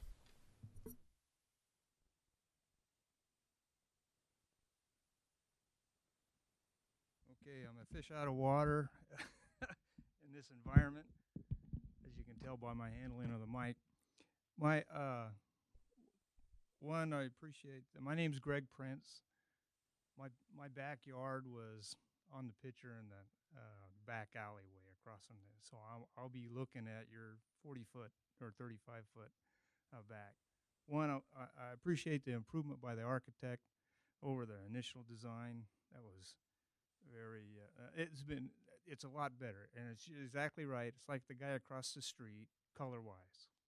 So that's an improvement. Appreciate the work by the architect and the builder to be able to soften the industrial, and then appreciate the work by the city and Christine. I sent her several letters. She probably thinks I don't have anything else to do. And then I just want to make sure I understand the corridor of mischief that William talked about in the alleyway. It was in a industrial trail. That was my main concern in the beginning because my backyard is right up against it. We were going to have a 12-foot alleyway that was going to run the entire length of the street, which it was problematic. You've incorporated the landscaping part of that into that. So my only concern, question I have is access to that, because when our homeless buddies set up camp, how do we call the police, and do they have access? Will there be at the end of the property a dip in the sidewalk so that they can motor in there? That's really the only concern. It's a safety thing, is over the fence. Now instead of a 12-foot alleyway, I got a 30 feet or whatever that is to your back wall, and so it's just a safety concern on my corridor of mischief, and just like to have that looked at or addressed or thought out. And then will the property have cameras that'll roll back and look at the back of your property? I'm sure there's security kind of stuff. So if there is, oh my goshes, that we got to deal with, will those, till the trees take effect, will there be? And it sounds like the lighting's not a problem. It goes to zero by the time it hits the back wall, so no big deal. So just the security concern on the alley. All right, thank you. Thank you very much. Am I done? Yeah, if you want to be. yeah. You actually have a minute left if you want to just keep talking, but no, you're good. Give it up. All right. Thank you very much. Would you like to address the concerns? Yeah, so correct. So because we couldn't close the 12 feet, you sort of have a couple of options. You either sort of leave it as 12 feet and we put our 8-foot wall at that mark, and then you effectively, you do have a 12-foot alley and we close ourselves off to that, or you widen it so that it's easier for people to look down. And so that was the route that we went, so that as cars are passing by, there would be a very easy opportunity to look back in that area. Yes, with regard to cameras, we can look at, it's still going to be our property back there, so we still have an interest in making sure that there's, for liability purposes, we want to be looking at that zone as well. So while I don't have a camera plan to commit to right now, I think it's very much in our interest to make sure that we're looking carefully at that zone. As to whether there would be a curb cut there for police to pull in, probably not. That may be a question for staff. So I wouldn't expect that to be the case. Did I answer? Does anybody want to? Did I get it all? Otherwise, we can talk offline. I'm happy to. Yeah. All right. Yeah, that addresses my concern. I just would prefer to have access. Cops can always drive over the curb. My son's a cop next door. So, secure, but long term, I just don't want any encampments taking place. What looks like it's going to be a pretty nice strip of. Right. Sure. And again, Okay. Mr. Chairman, we'll talk offline as we exit the meeting here to make sure. Thank you. Yeah. Yeah, for sure. So thank you. All right. We'll bring it back up without any other community. Are there any questions or comments for staff or the applicant at this point? Yeah, Commissioner Davis. Related to the concern that, I'm sorry, Mr. Price, right? Prince. That is a concern that you end up with this kind of gap between walls and somebody could get back in there. Maybe there's an opportunity to do some landscape lighting or something in there so the cameras can actually pick up something. I know we don't want to have it spill across the property line, but maybe something low that provides some sort of visibility. When you look over there, you can see what's going on over there. I don't know if you'd be open to something like that. Yeah, I would agree. Things to look at, because I don't know that it's possible to have any kind of view fencing on the side of, I don't know if they want that on the other side of their wall, maybe even just a few feet of it so somebody could police that area a little better. I don't know. It'd be good to get eyes on it a little bit, but I think maybe some low-level lighting or something might be helpful. I think it might be a good opportunity to speak with police on it to find out. I don't know if you have, or maybe staff can speak with police to see if there's an opportunity to that would be my main concern with really the design. And I understand the easement issue that we're running up against. I could just see that being an encampment back there. So really trying to figure out how can we work to make sure that the access is there. I mean, for somebody to stop a patrol car on the street there, what is it, Meadows Drive, I think is the street. So stop on Meadows and have to run all the way down. I mean, we have some very fit police officers, but it's quite a ways. So can I make one other, Chair? Could I yes. make one other? Commissioner Davis. I'm sure there's requirements for the number of shrubs you maybe have to have across there, but that's another thing that people can hide behind. So if you reduce the amount of shrubs that you have in there and, had the trees, but it'd be easier to police it and provide less places for people to sleep or hide. So that might be something to look at too. All right. Commissioner Gage. Thank you, Chair. Is this a problem, people living in this area on this property now, or just setting up tents somewhere? I don't know that. I don't know if we can comment to that. I don't know if staff can comment to that, but you need to come to the mic, sir. You can state your name. I'll give you the opportunity.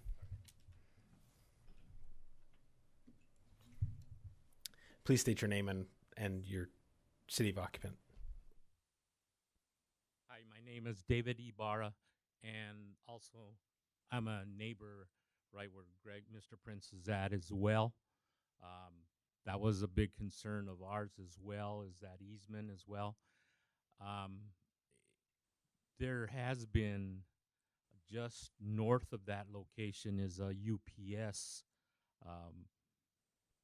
building there, and there's a lot that they just recently cleaned out, but there was homeless people. So it's approximately a half a mile away maybe.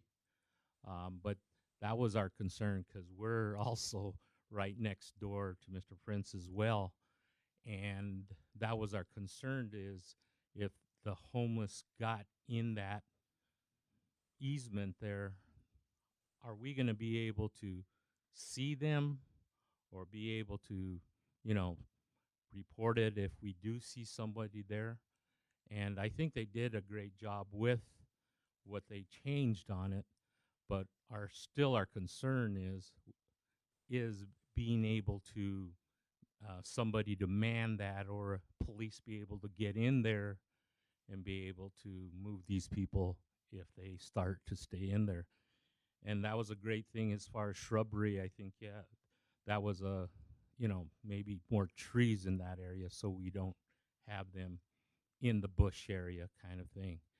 If the lighting is maybe from, like, we're on the south side towards the unit, the storage place, that might be in consideration as well. So that's all. I just want to touch bases on that. Thank you. Okay, any other comments or questions for staff or the applicant? Commissioner Gage. Thank you. Is it possible to do a full view fence along that south wall just for security reasons? So if you do have cameras, they can kind of see what's happening there? You're talking about our wall that Yeah.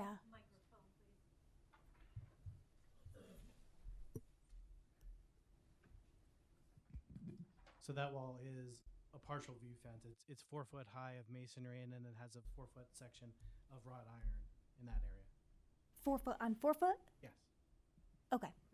I'm just wondering if you brought that wrought iron down, if there would be just better visibility. I didn't know that this was a problem in the area, so this was like a new conversation for me.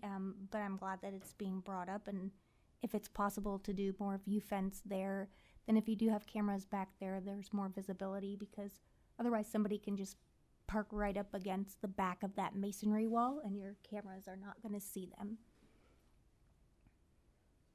That's all. Thank you. All right. Kristen? Chairman, Commissioner Gage, if I could just kind of touch on the view fence question. One of the concerns with a full view fence was the headlights from the vehicles that are coming into the storage facility. That 4 foot CMU kind of helps to block the lights from the headlights of the cars that are coming in from the southern neighbors. That makes perfect sense. Thank you. All right. Any other comments or questions for staff or the applicant? All right. Not seeing any at this time, we'll go ahead and close the public hearing, bring it back up to the dais for discussion and or a motion if there is one. Anybody like to start? Nobody? All right, I'll make comment on this. I actually, I would agree with the neighbors. I mean, my only concern with this, and I think that you've done a phenomenal job with the design of the building. So we're looking at a design review. By right, you have the opportunity to build there. This is a use by right, so there's no issue with that. I feel like you've done a phenomenal job making the building look very aesthetically pleasing, so thank you very much for that. Colors I have no problem with. My only, I'll call it concern, would be that the drive aisle. I mean, I'm going to call it a drive aisle. I mean, really it is. And the possibility that there could be some encampment issues. Not saying that there is, but there could be. So maybe that's something that I would encourage staff, if this gets approved, I would encourage staff to work with police and fire to make sure. Yeah, Eva. Chairman, if it would make the commission and the neighbors more comfortable now that we're aware of the concerns, you could certainly add a stipulation that staff will work with the applicant for a possible change in landscape and or lighting along there, and you could have it come back to be approved by the planning manager. Okay, thank you. And with that, I would even be in favor of reducing probably the amount of required landscaping as far as shrubbery and whatnot goes, in order just to keep that area visible and open. With that all being said, I would be totally in favor of this. I think that I don't have any other issues. But so, unless there's any other comment, I would entertain a motion. Yeah, Chairman. I'll make a motion, although, it sounds like we're talking about homeless people dodging cameras and lights like they're James Bond. But I'll make a motion on item number 11, DR 21-179, Superstition Meadows Plaza, to approve, along with the stipulation that the applicant and staff will work on that, whatever that back path is, and the lighting and shrubbery, and that it'll go back for approval with the planning manager. All right, so I have a motion to approve. Second, with stipulation. Mr. Chairman. I have a second from Commissioner Johnson. All those in favor? Aye. Aye. Anyone opposed? All right, not hearing any, the motion carries. Thank you very much. Thank you, community members, for coming out. We appreciate it very much, and thank you, staff, for Kristen, for your work on that one. All right, with that, we're going to go to Noah's much anticipated item number 12, UP 22-66, the Town of Gilbert North Water Treatment Plant. And Ashley, I think you're going to wow us with this one, right? I am. Actually, Jean is going to wow you. I'm not tall enough for this and I can't lower it. Yeah, need a step stool. I'm going to give a very brief presentation and then I'll turn it over to Jean with our CIP group to give some more information on the project.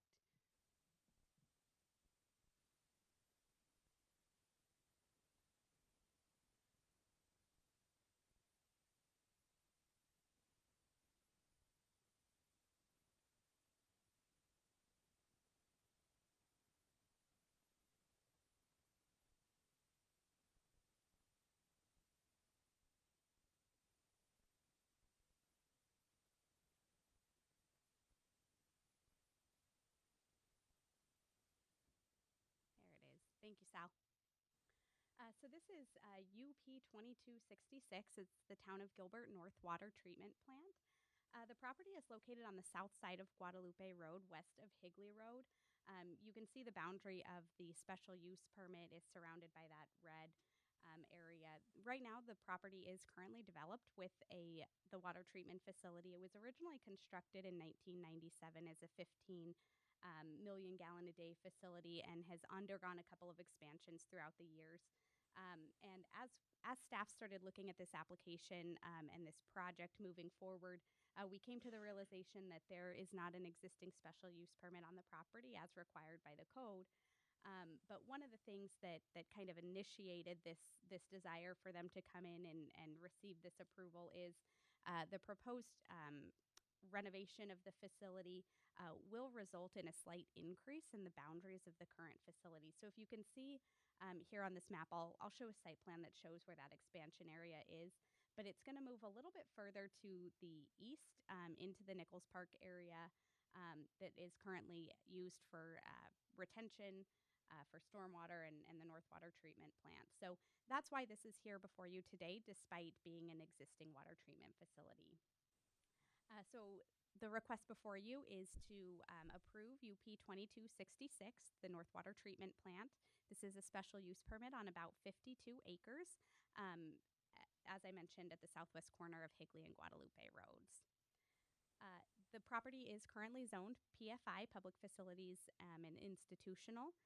The proposal would include an expansion of the facility from a 45 MGD to 60 MGD facility, and as I mentioned, extending the boundary slightly to the east.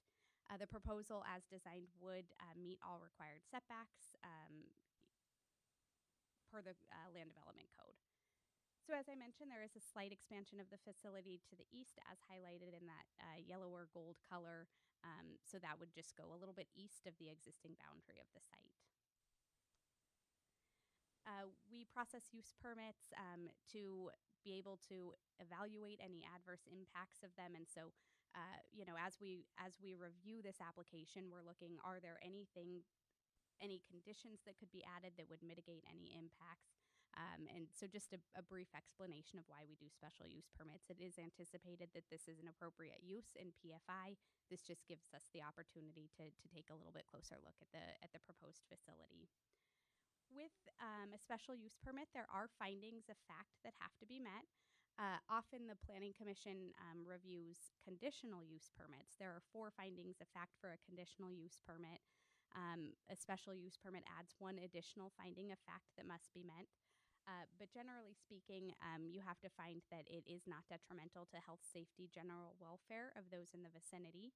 It conforms to our general plan and any other adopted plans by council. It conforms to conditions of the zoning code.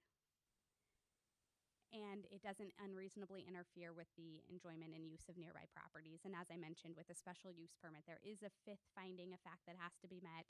And that is that the proposed location is reasonably necessary to meet the objectives of the proposed use based on technical requirements. Staff does feel that all 5 of these findings are met with this proposed facility at the proposed location. So our recommendation is to approve UP 2266 with 1 condition, that the project substantially comply with the site plan submitted. That concludes my presentation. I'm happy to answer any questions that you have, but also happy to turn it over to Jean for some more information. All right. Thank you, Ashley. Are there any questions for Ashley, or do we want to go to the applicant on this? Jump to the applicant. All right. You're up. Good evening. And in an attempt to make this easier for Ashley, in case she needs to come back, I'm not going to change this microphone location. My name is Jean Jensen. I am the Capital Improvements Supervisor. My group provides engineering and construction management services within the town. We are a part of the Public Works Division. I am also the project manager over this effort, so I'll be here presenting.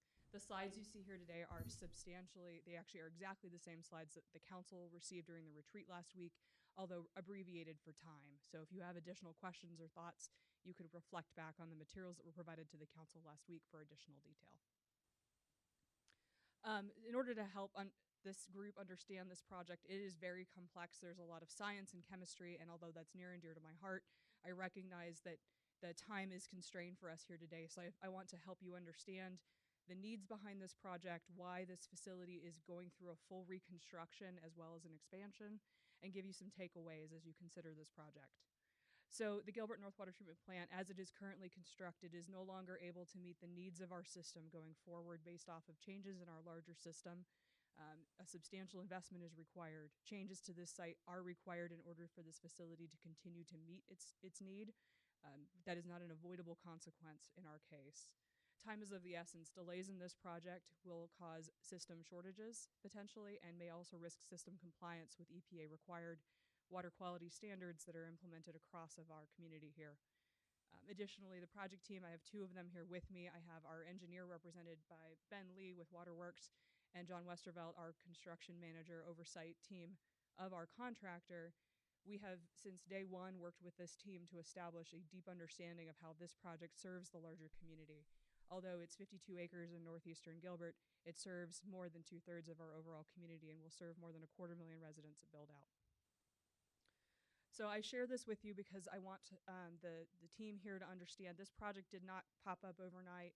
The water division worked in tandem with the engineering division to identify every possible opportunity to forestall or change the required changes at this facility.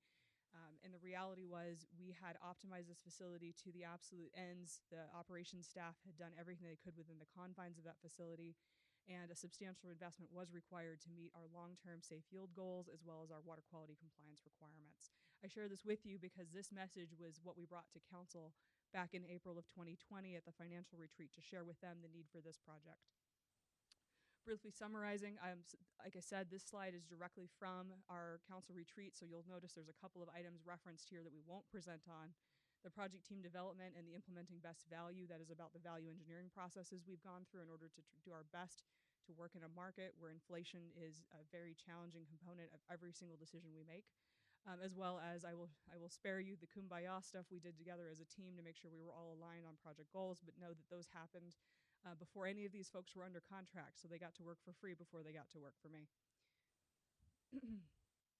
The view here is taken via drone. It faces to the east. You see Nichols Park in the background, the facility in the foreground. Just out of frame to the bottom of the picture would be the Eastern Canal. That is a Salt River Project maintained facility, which brings water to this area. As Ashley mentioned, one of the items that we have to do under findings of fact is to identify that the location is appropriate for the technical need. The canal is right there located, and the facility is able to pull that water into the facility immediately without additional needs in terms of additional construction or additional cost to bring that water to the facility. So this is important, as well as that facility's location geographically within the town serving our community. So a few takeaways for this first section. We currently serve about 150,000 residents. 250,000 at build out will be served by this facility. Staff efforts have focused on long-range best value, looking at not just what does it cost to build it today, but what's the cost to maintain it over the next 40 to 50 years. So sometimes something might cost a little bit more today, but it's a better long-term investment. So for additional context, the North Water Treatment Plant is located in northeastern Gilbert, as indicated by the pin shown here. It is currently a 45 million gallon per day treatment facility treating primarily surface water. The water production of this facility is the backbone of our water supply within the town of Gilbert. Although we do have an additional treatment facility located in southern Gilbert, as indicated by the area in blue, if you turn a tap in the area indicated in blue, you are getting water from this facility most days, as long as the facility is up and running. We do take maintenance breaks. We're currently on one right now, but ordinarily, if you're in that blue area, at least portions of that water in your tap are coming from this facility. As far as economic driver, this facility, as you can tell from the map, is very crucial to our northern sections of Gilbert, specifically our Heritage District, our Northwestern Redevelopment District, the Banner Gateway Medical Center complexes, as well as the Gateway Employment Corridor serving the airport zones. So the business case behind this project, this is an updated view. Now you're looking to the west, so you get a sense of the expansiveness of Nichols Park. It is a very, very large facility. Its primary use, as much as it is enjoyed as a recreational space, as much as it's enjoyed for family photos and opportunities to play sports, its primary function is to receive waters from the canal in the event of a canal issue.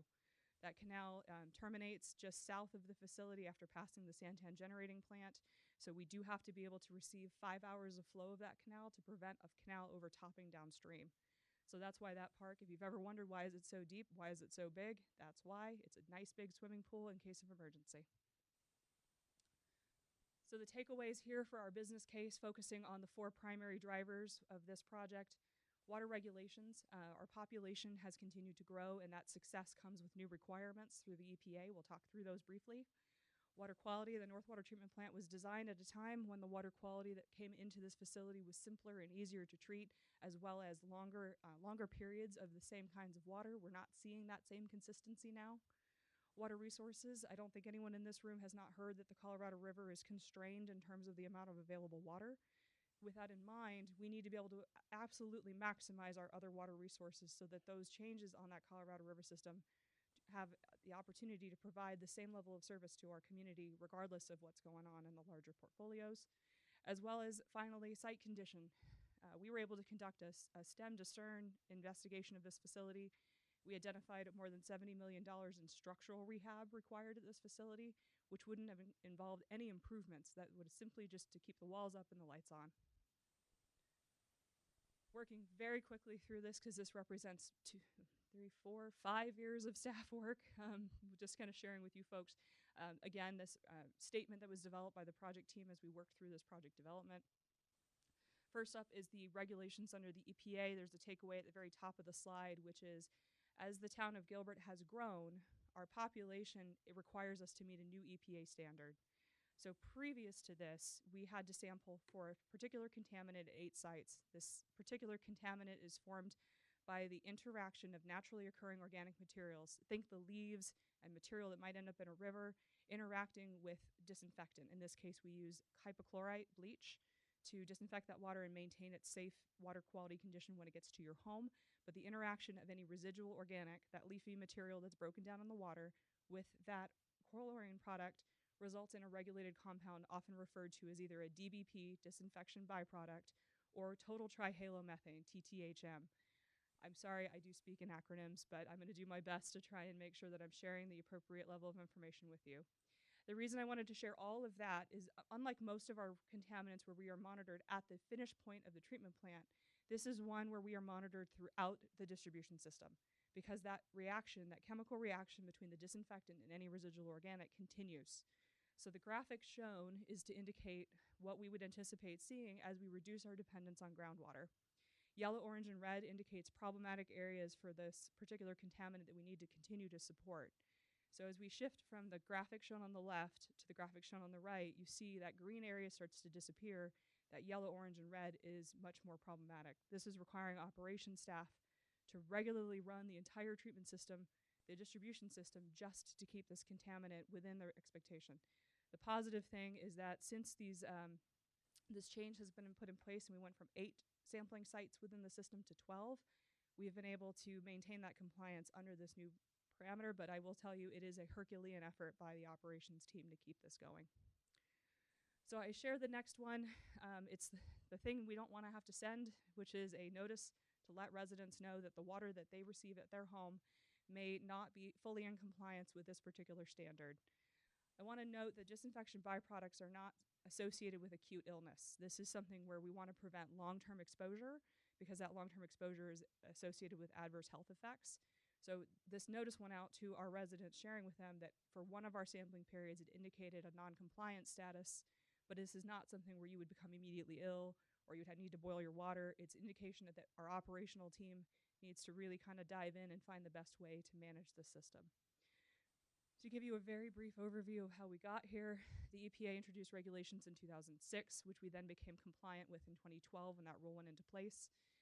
We did a few efforts along the way, Water Resources Master Plan indicating our need to shore up our renewable water, our Water Quality Master Plan focusing on where to best spend the dollars to maintain that compliance, that condition assessment I alluded to earlier, and then the 2020 census, which is what's triggered our need to redistribute those sites and continue to comply with a higher level of EPA standards.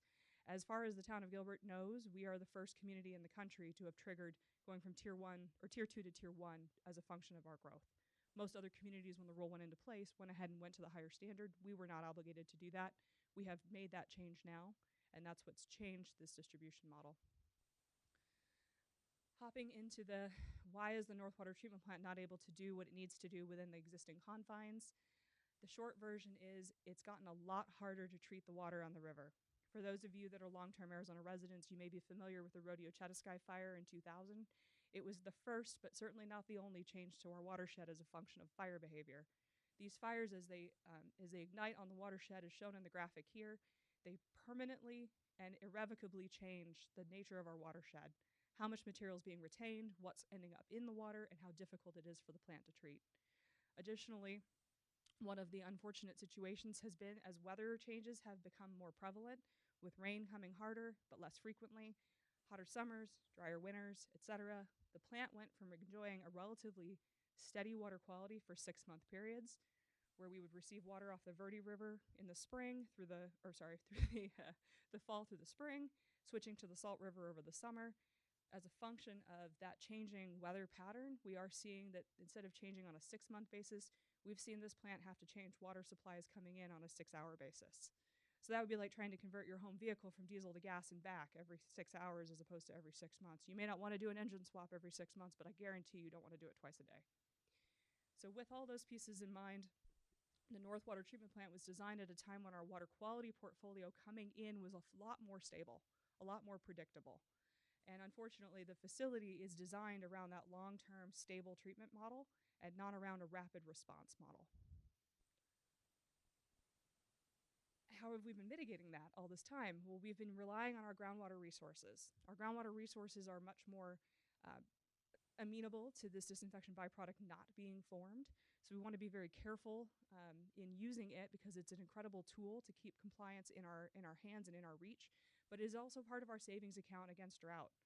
And so the analogy here, and my coworkers would tell you, that's one of the things I'm known for is bad analogies, is it's like getting your paycheck on Friday, cashing it, taking $100, throwing it directly in the trash, going over your savings account, pulling out $150, because that new water resource costs more than the water we've already paid for. But it allowed us to maintain compliance. It allows us to continue maintaining compliance. But long term, that's not sustainable. We'd like to be able to use the full resources that are available to us. Finally, site condition. We did a condition assessment, the first that this facility had received during a decadal dry up on the canal. We stuffed a very small engineer who's about half my size into every single part of that facility that she would fit in. Mackenzie is an incredible human being in that regard, but she was able, and others in that team, she was not alone, to identify a number of structural concerns. This firm identified an initial 10-year model, and we said, well, let's talk long-term. What's the actual need for this facility? We identified over $70 million in structural rehab, but moreover than just the structural rehab, which would be a one-time investment, we identified that in the previous years, we had been doubling our reinvestment in the facility because the facility was prematurely aging. It is presumed that this is because of poor construction quality when the facility was originally constructed. So that's a lot of why. Why are we rebuilding this facility? Why are we spending these dollars? Just wanted to share with you briefly, we have completed a very detailed 90-day value engineering focused effort to really constrain the site, identify the best possible location. The original project design actually included the full elimination of Nichols Park and reconstruction elsewhere. Instead, we were able to minimize that incursion into Nichols Park, which Ashley shared. I believe it's in the 45 to 60 foot of that entire park space, but we have to maintain that volume. Our program budget is $545 million, which is unfortunately, but also realistically aligned with our inflation expectations. The reconstructed plant will come online in 2026. So with that, this is going to very briefly share with you the layout of the construction pattern. If you live in the area or have driven past this, I did talk to our local Walgreens person. She thought we were building a restaurant. It's not an Applebee's, I promise. The green that just showed up at the bottom there is our new solids handling facility, which is under construction now. This was not required under that permit at this time because we hadn't changed the facility. Yellow indicates the underground understructure piping that's going to be going in. That has to go in as deep excavations have to be completed prior to the next package being built, which is shown in purple. The purple is our primary treatment facility along with the supporting buildings that keep that facility up and online. Last but not least, in terms of the main facility, is our granulated activated carbon facility. Think of a Brita filter. It's the same general concept. It's a polishing step. That will be constructed at the end of the main treatment construction. Finalized, we will be demolishing portions of the interior. I don't know why it's blinking like that, so to make it fun. You'll see those 3 round basins that are full of water there. That is the pre-sedimentation processes. So we basically have to build this plant backwards and keep it online. And then this relief here shows the site without the ground, just to give you a sense of how much underground and understructure work is going to have to come forward. Because it was hard to keep track of all those colors, if you were to try and say what are we building and when, we call it GMP. It's a guaranteed maximum price package, which our contractor puts together. Project will be built in 5 phases. Phases 1 and 2 have been considered by council and have been approved in January and June. Package 3 is anticipated to be presented to the council for consideration in the subsequent June. Package 4 we anticipate in the late summer, early fall of next year, so August or September. And then package 5, we're still figuring out the best time to bring that forward because it's mostly the renovation of the existing facilities and demolishing any facilities that will no longer be in use. I share this here, although this is the Planning Commission and we don't necessarily worry about the costs per se, although they are very important. Just to give you a sense of the things that the project team has been considering as we build this. This is a working ticker of the producer price index with materials identified specifically that drive costs on this project. I am sort of happy to report that although all the percentages in the little ticker at the top are much higher than I'd like to see, the overall behavior of the market is leveling off and stabilizing. So for those of you that buy steel plate, you'll be happy to know it's been stable for 4.5 months. If you happen to buy lumber, you'll actually notice it's the one that's gone below the prices that we saw in February 2021. This allows us to track every individual material and good that we might see as a leading indicator of a future price opportunity to try and maximize the value for the town by identifying which materials we should buy and when in order to maximize that opportunity for savings. So in closing, I'm going to share with you a 3-dimensional view fly-through. Couple of things. Final architectural treatments are not prevented on this. We actually were just discussing them today, whether we want to do form liners or concrete-based work on the outside of the buildings for structural appearance, or if we want to sandblast in patterns similar to what you might see outside the parking garage in the Heritage District to provide more interest. So we're still figuring that piece out, so please don't assume the way that you see the blank walls is the way it will look in the future. We are still working through that. Also, the buildings are all rendered in their GMP colors, their package colors. We are not painting these buildings soft purple, gold, or blue. So with that, this video will start at the, I didn't realize this had music. That's lovely. All right. Starting at the southwestern corner of the site, highlighted in green, is our solids handling facility. This is the new belt filter presses. That equipment actually arrived on Friday, which was pretty exciting. You stopped my video. What have you done? In the foreground, you do have our 2 gravity thickeners, which are also under construction at this time. One little difference, that basin shows itself full of water. It is not. It is an emergency recovery basin, so generally it is dry. Swinging around to the southeastern corner of the site, you see the treatment complex. There is no intention at this time to change that south wall. It will stay where it is. There may be temporary changes to it for construction purposes, but that wall will remain essentially right where it is right now. The purple is the treatment complex. We're flying over the main area, now over the filters, heading over to that granulated activated carbon facility. Again, a big polishing step similar to a Brita filter you may use at home. That granulated activated carbon helps us reduce the organic and gives us yet another tool in the toolbox to maintain compliance. One change outside the existing fence line is a couple of ancillary support buildings that will be constructed. The road will not be puffy as indicated here. This is an architectural quick rendering to give you context. There will be a new driveway on Guadalupe Road, the primary piece of which has already been constructed for supporting construction traffic so that we can have in on Higley and out on Guadalupe to minimize the impact to traffic to the neighbors in that area. Finally, shown here in pink as we swing around, these are existing buildings that will be repurposed or retrofitted as necessary in order to support the long-term use of this facility.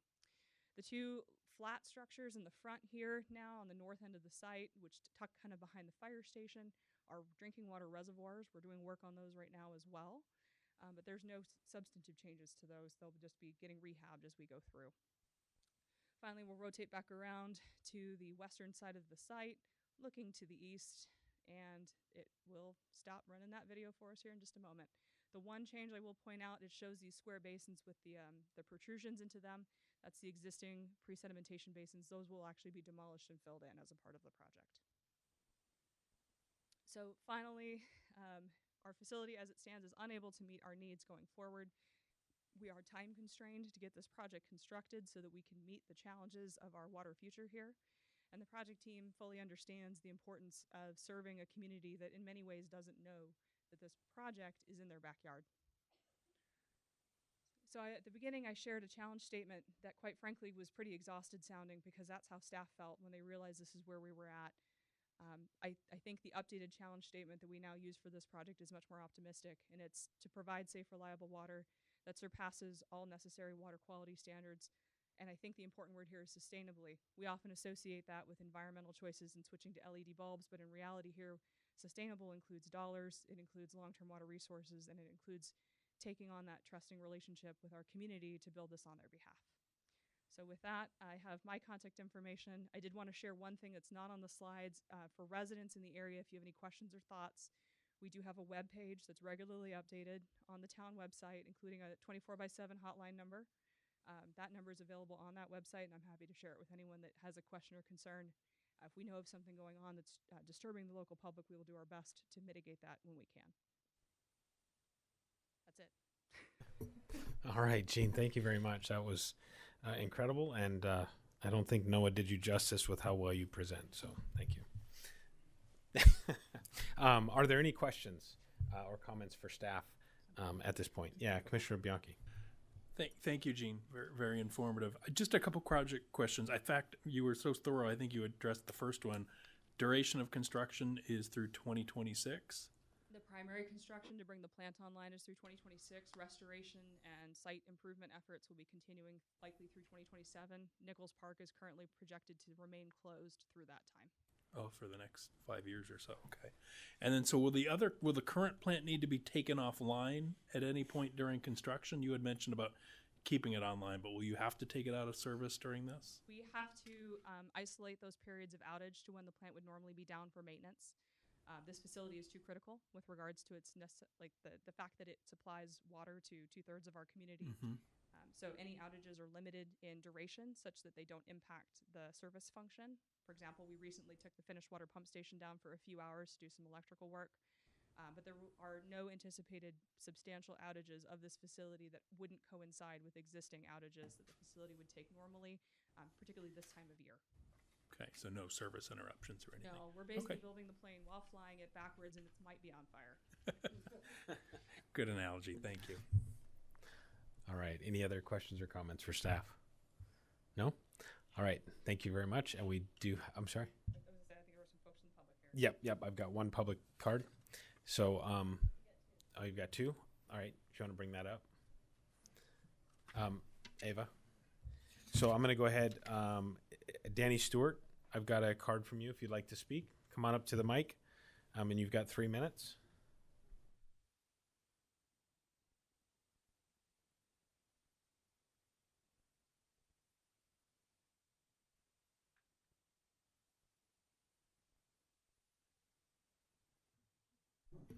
Oh, thank you, Ava.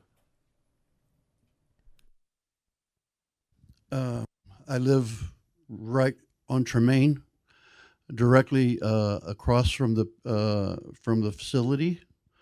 The young lady who just got done talking, I'm totally amazed. Hey, you guys know what you're doing. My only concerns are kind of, I would have to say, probably just little things like the use of the park is not going to be able to be used for 5 years, did you say? One of those things I hope the commission takes into account is that park is used very heavily for football, flag football, tackle. It's used very heavily for, even they have a cricket team that meets every Sunday there that plays cricket in that park. There's all kinds of different uses for that particular park, which is in some ways a positive thing going back out into the community, because what we're saying is that we're providing for the kids in our neighborhoods. So I hope that as this thing goes on, that we will continue to think about protecting that park and the application of that park in providing usage to the kids in the neighborhood and so forth. Now, one thing I'm not sure of, and maybe you could answer this for me, is in front of the retention basin is a parking lot, and then there's a flat piece of land there that is, there's always been rumored what it's for, who owns it, or whatever. Can you shed light on what's going on with that piece of property? To speak to the park question, the park was closed to the public on March 1st and has been closed in that time. We've provided a list through that. There's a project QR code on there. I know most folks probably don't scan it, but they're identifying alternative spaces. We've worked, I know the Parks Department worked very closely with the Cricket Club, as well as others to identify appropriate spots for them. So I believe they've all been shifted to other facilities for the duration. Speaking of the parcel ownership and the future use of it, those parcels are all owned by the town of Gilbert, inclusive of the parcel that Walgreens is currently residing on. Oh. And those parcels are all, they've actually been consolidated as a part of this effort to make sure that we're being consistent with the requirements. And those are all zoned under Public Facility I, PFI. Gosh, Ashley's nodding, so I didn't screw that up. So at this time, those are all town-controlled parcels. Okay. I wasn't aware of that. I've heard everything from the Catholic Church owns it to who knows, but it is part of the city. And the only thing I would ask is that if we could take a look at that, it may be continuing with the ideas of using that for recreation and so forth, because right now it's pretty much just sitting vacant. If we could seed it or do something so that the kids could play on it would be probably very helpful, since we're already taking away the majority of the retention basin. So to that point, we are not taking the majority of the retention basin. We have to maintain approximately 14.5 million gallons worth of storage. Okay. So the majority of that park will remain much as you see it today, although actually right now it looks a little rough because it's not getting the grass watered. But that facility will look very much the same. I will point out that shortly after this project is complete, the Parks Department is undergoing a Parks Master Plan. I'm officially out of my lane. Speaking about this parks effort, that's a different team, but I do know that they are looking at improvements and enhancements for that facility to support many of the uses that you mentioned already. Okay. Thank you very much. One last thing I'd like to ask about is not shown on your pictures is the horse, what did you call it? The horse trails? Yeah, corridor mischief, and that's what it is. But also, as our neighborhood is changing over from a lot of horse properties, the kids in the neighborhood are taking up quads and all this type of stuff. So they're using quads on that horse bank. There is a dog leg where on the west end of where the treatment park is, it's probably a good 30 to 40 foot between Tremaine and that wall. But as you get out closer to the east side where that wall ends, it's only probably about a 20 foot, because then they have the bicycle path and they have all that there. And I was just wondering if there's any way of maybe continuing the setbacks to where the setbacks by the east end of the lot would be in with the line with the fence that's built there, the rock fence. If I may clarify to make sure I'm understanding your question, you're asking if we could continue the wider setback that is Correct. shown. At this time, that space is actually used for that emergency retention basin. Okay, it's part of the retention basin. Okay, I understand that. It is a requirement from the Maricopa County Environmental Services Department, as well as other germane agencies regarding flood control and all sorts of things. We have to maintain. So we don't have to worry about taking out any of the trees or anything that are in that basin? We don't anticipate changing any of the landscape on that south edge in a substantive way. Anything we took out, we would replace in kind, following the town's larger tree plan to be consistent with those species. But at this point, and Ben's going to probably correct me if I'm misspeaking, but I don't believe we're intending to change that southern fence line in any substantive way. Okay. Thank you very much. That's all I have. Thank you. All right, thank you. And Pam Stewart, we've got you on public comment card as well, so you've got 3 minutes.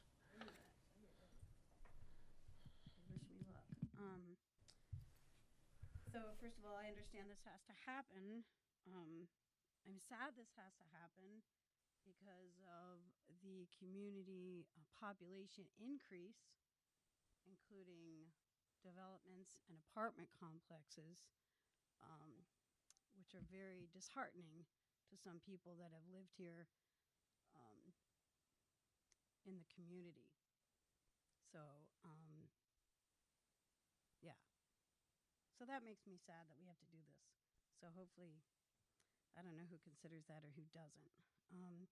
Anyhow, I think it's already been answered that there's no traffic going to be on Tremaine. Not anticipated. Question is, how high is this building? How high is this building going to be? It looks higher than what it is now, because now it's kind of level with the ground. The purple and yellow look high. How many feet high is it going to be over the building that's currently there? Oh, do questions first? Okay. Yeah, you've got Oh, okay. you have 3 minutes, so go ahead and. Oh, got it. Okay. How high? I think that you already answered that it's going to stay. The retention base is staying because we heard it was going to move east. Fencing and facility. The berm. So the berm that's currently between East Tremaine and the facility, I think was put there so that we don't have to look at the facility. Unfortunately, what happens is we now have residents, homeless residents in the park, and they like to go behind that berm and do their little business transactions up at the corner at Tremaine and Higley. So that berm, kind of like the previous topic, is a nice little place for people to hide. It's a safety concern to me. I don't know if there could also be cameras added to the facility. I don't know whose issue that is, but it is happening. And yes, there are homeless people in the park, and yes, they do go by my house, and they do sell drugs and drive their bicycles by my house.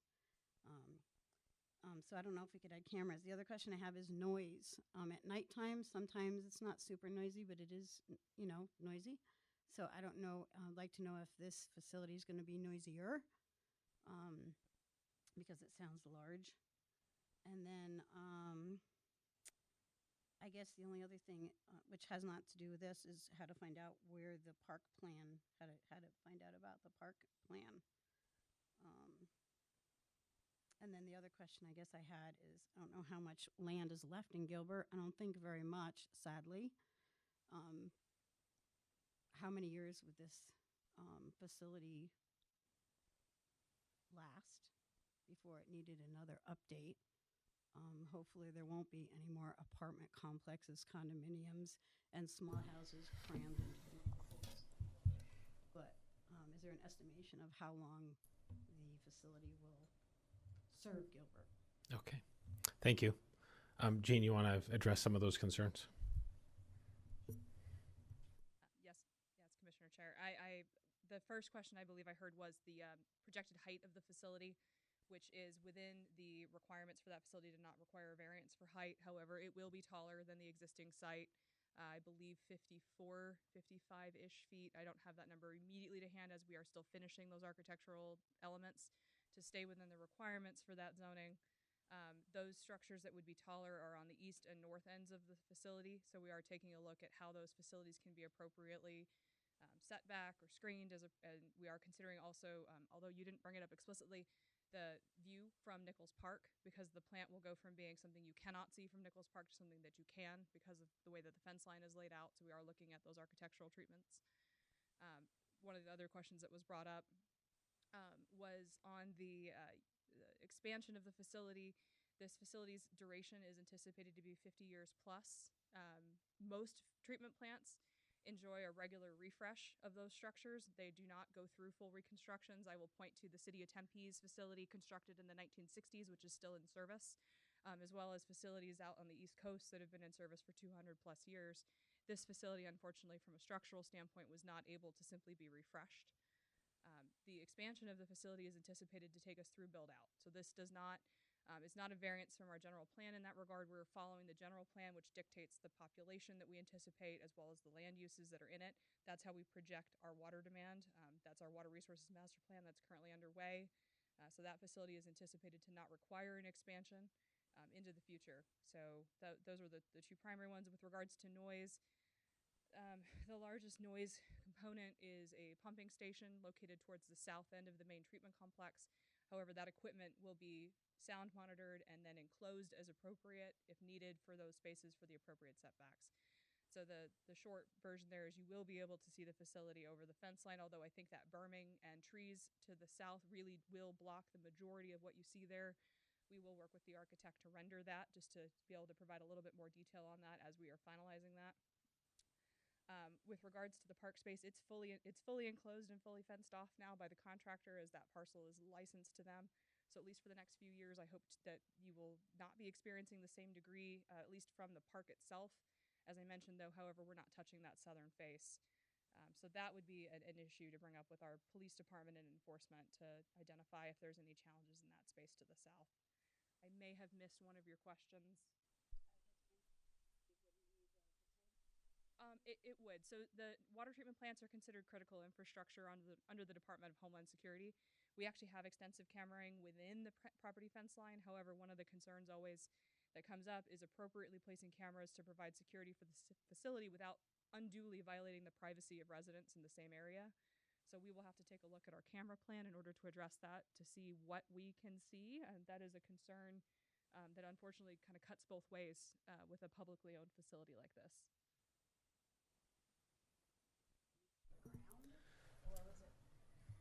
That is 55 feet above the prevailing surface area, and that immediate is the height of that space. So that's, at this point, we are modeling that off of the sidewalk at Guadalupe, because we are changing the interior site so much.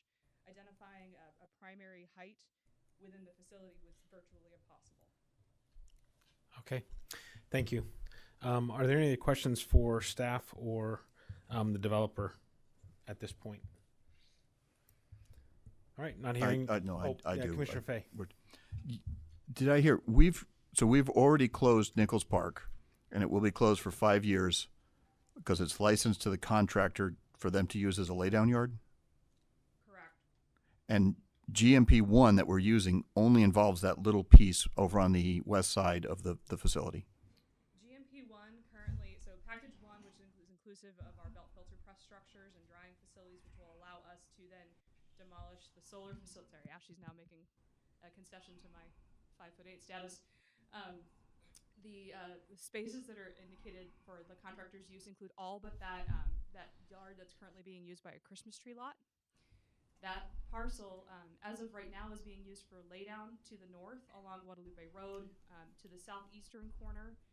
Not pictured real well, but to the southeastern corner there, that's currently a dirt and spoils area, where as dirt is removed, we want to be able to reuse it rather than purchasing new dirt. So there is a dirt spoils pile there at this time. We are anticipating modifying the license agreement with the contractor to be inclusive of that lot that's currently being used for retail sale of Christmas trees and was a pumpkin patch most recently before that. That's, I'm sorry, in the northeast corner here on this one? Yes, so the land that's in question with regards to the license agreement that won't necessarily be a part of the future plant includes everything from the SRP substation shown kind of boxed in to the north of the facility, traversing east to the Walgreens, and then everything south of the Walgreens to Tremaine. That will eventually become laydown yard and parking for craft labor. Okay.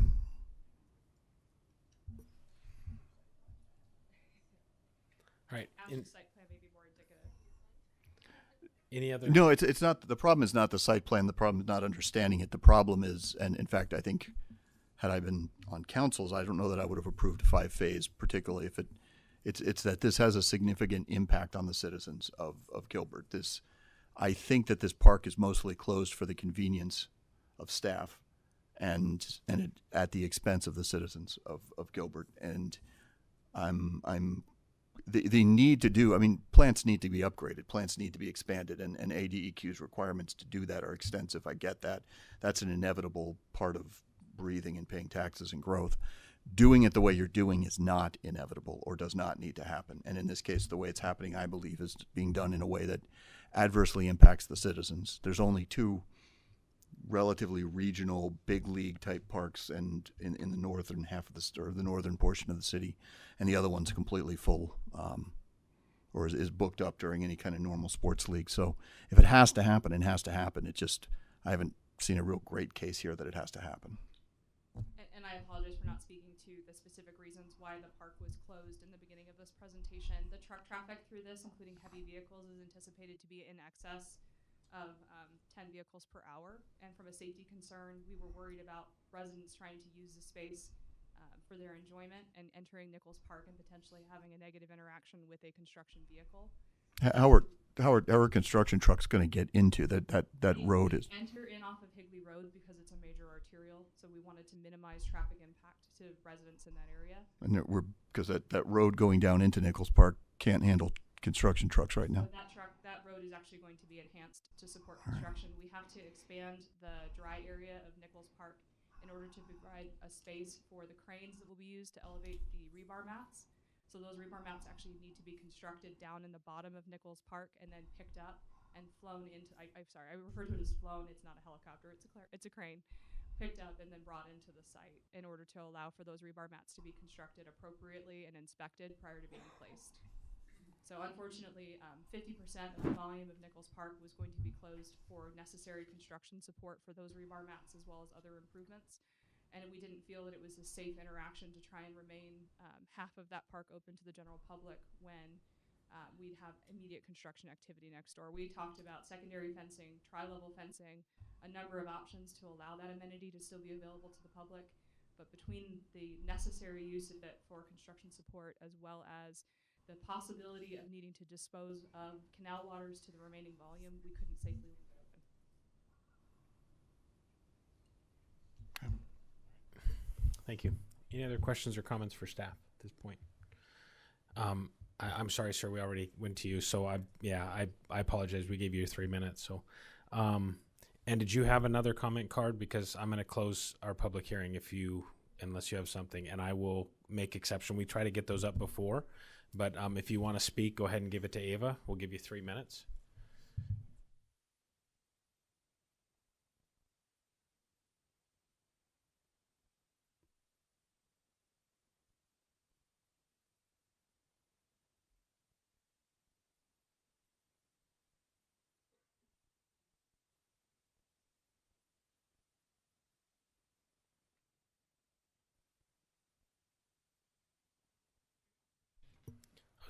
So please state your name and your residence.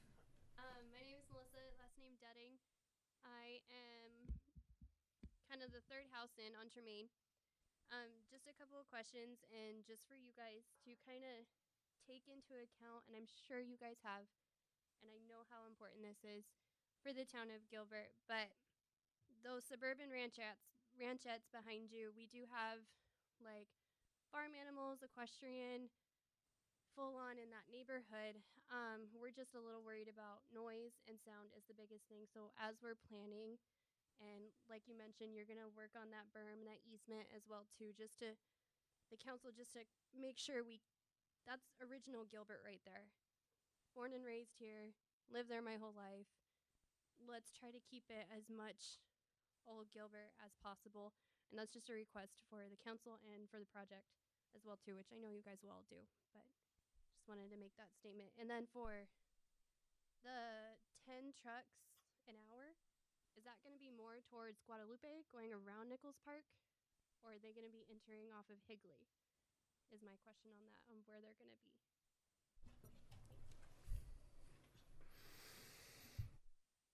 The proposed traffic circulation plan is subject to a permit that's issued by the town for haul routes.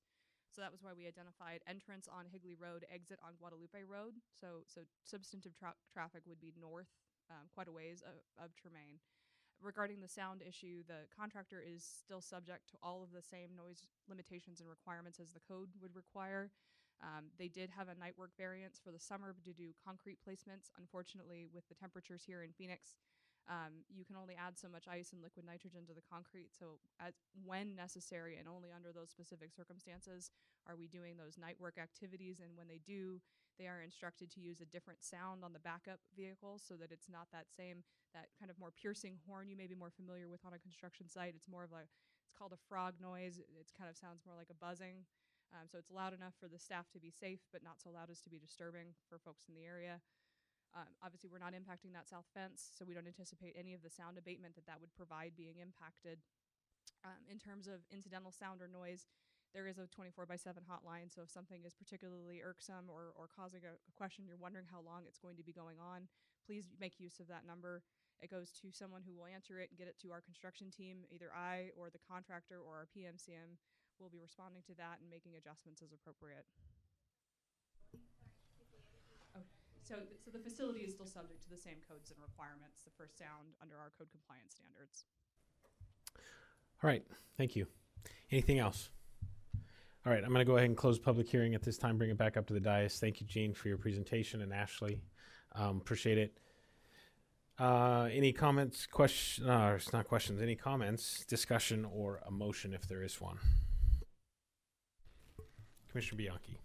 I'd entertain a motion if you, I'll offer a motion if you'd entertain that, I should say. Are you good? Yeah. All right, we'll take it. I would make the facts of findings met and recommend approval of UP 22-66 for the Gilbert North Water Treatment Plant. Second. Subject to conditions. All right, I have a motion to approve by Commissioner Bianchi, a second by the Vice Chair. All those in favor? Aye. Anyone opposed? All right, motion carries. Thank you very much, and thank you for coming out and voicing your concerns. We appreciate it very much. So, And a big thank you to Gene and the team. Well done as always. All right.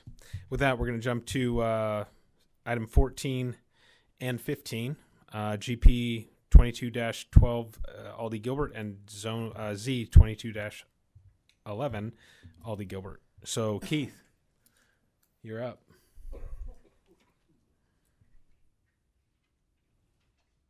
All right. Okay, so my last project tonight, as you stated, is for Aldi Gilbert.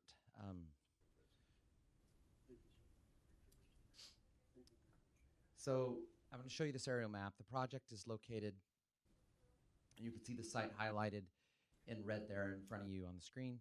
The site is located at the southeast corner of Arizona Avenue and Desert Lane. It is located in the Fiesta Tech Center planned area development. First of all, the site was annexed in 1979, and then in 1983, it was zoned to be included in part of the Fiesta Tech Center PAD, and you can see the PADs highlighted in green. It's about 174 acres in total, the whole entire PAD, and the west half of the site, as you can probably barely tell on this aerial, was developed as a Hertz rental car facility in 1997 and has since been removed from the site. So you can see on that west half of that site, you can see some of the existing parking lot and where the building sat at one point, unless they've cleared it since I've been out there last. And then in 2018, there was a design review board approval for an Aldi grocery store it had 2 pad sites along Arizona Avenue and a future commercial building at the rear. So just wanted to give you a little bit of history before I kind of jumped into this request. So as far as the request is concerned, the whole site is 10 acres, and it is proposed to, the applicant is requesting the approval of a general plan amendment, or tonight for you guys, they're requesting for you to forward a favorable recommendation to the council for this general plan amendment. And the general plan amendment, and I'll show you the map in just a second where it's located, but on the east half of the site, there is a 5.51 acre portion of that site, of the 10 acre site, that the applicant is proposing to change from general commercial to residential, 25 to 50 dwelling units per acre. And so that's, the general plan is just happening on they're just requesting it on the east half of the site. The proposed rezone, which is a rezone, it's a conventional rezone, which is kind of not normal here in the town in these days. Normally we do PADs. The applicant is requesting to remove the site, the whole 10 acre site, from the existing Fiesta Tech Center PAD and go conventional and comply with all of the town's current LDC standards, no deviations. So the zoning, the whole 10-acre piece will be rezoned. The east half of the site, which is where the general plan amendment is being proposed, will be changed from general commercial to multifamily high. And then the west half of the site, which is about 4.5 acres, is proposed to go from general commercial, which has a PAD on it today, to general commercial with no PAD. So I'll show you here on the exhibits. This will kind of make it a little clearer. So you can see that east half is the only portion where the general plan is proposed to change. So from general commercial to residential, 25 to 50 dwelling units per acre. And then when you can even see with more clarity where the Hertz rental car center was.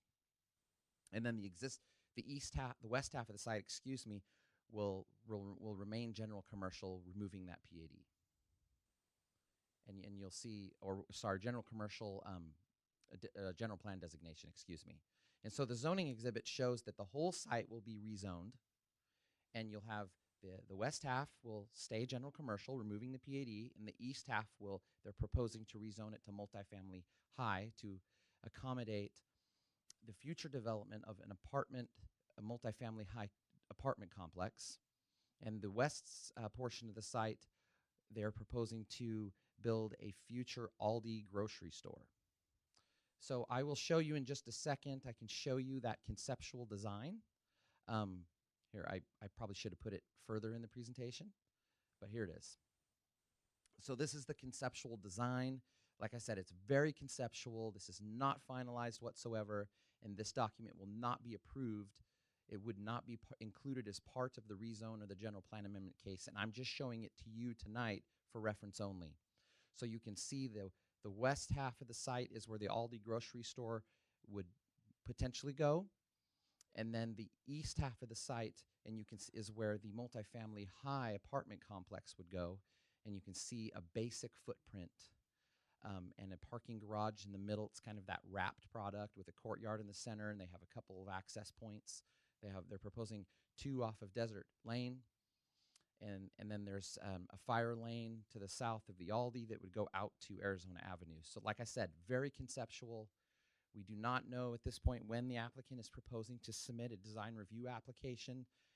If they receive zoning and general plan approval, that is something that will happen in the future. Whoops, I almost ended the whole thing. So as far as public participation is concerned for this project, the applicant held one virtual neighborhood meeting on June 16th of 2021, so that's been quite a while. But we did not have any surrounding property owners attend the meeting, and it was basically us and the applicants.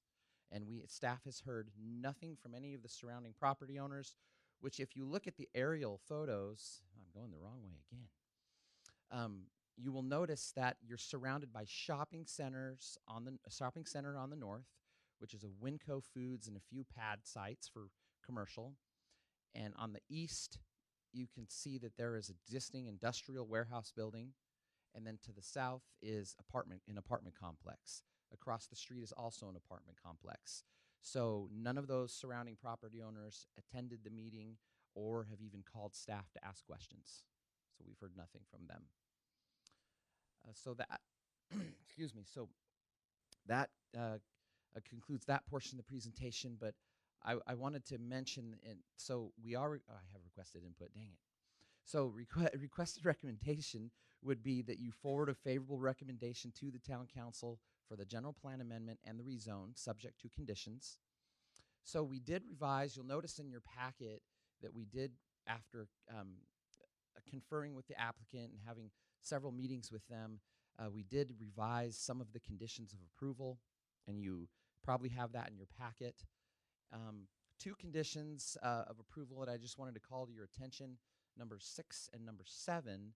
Number 6 in your packet right now currently shows striking a few things. Arizona Avenue, we're also underlining, we added for on-street parking, in order for on-street parking to be allowed on Desert Lane or Colorado Street in the future, if needed, the applicant would have to submit a technical variance to the town engineering staff to modify the street cross-section that is currently in place today, which does not allow on-street parking right now. So they would have to submit to our engineering staff to modify that to get that approved.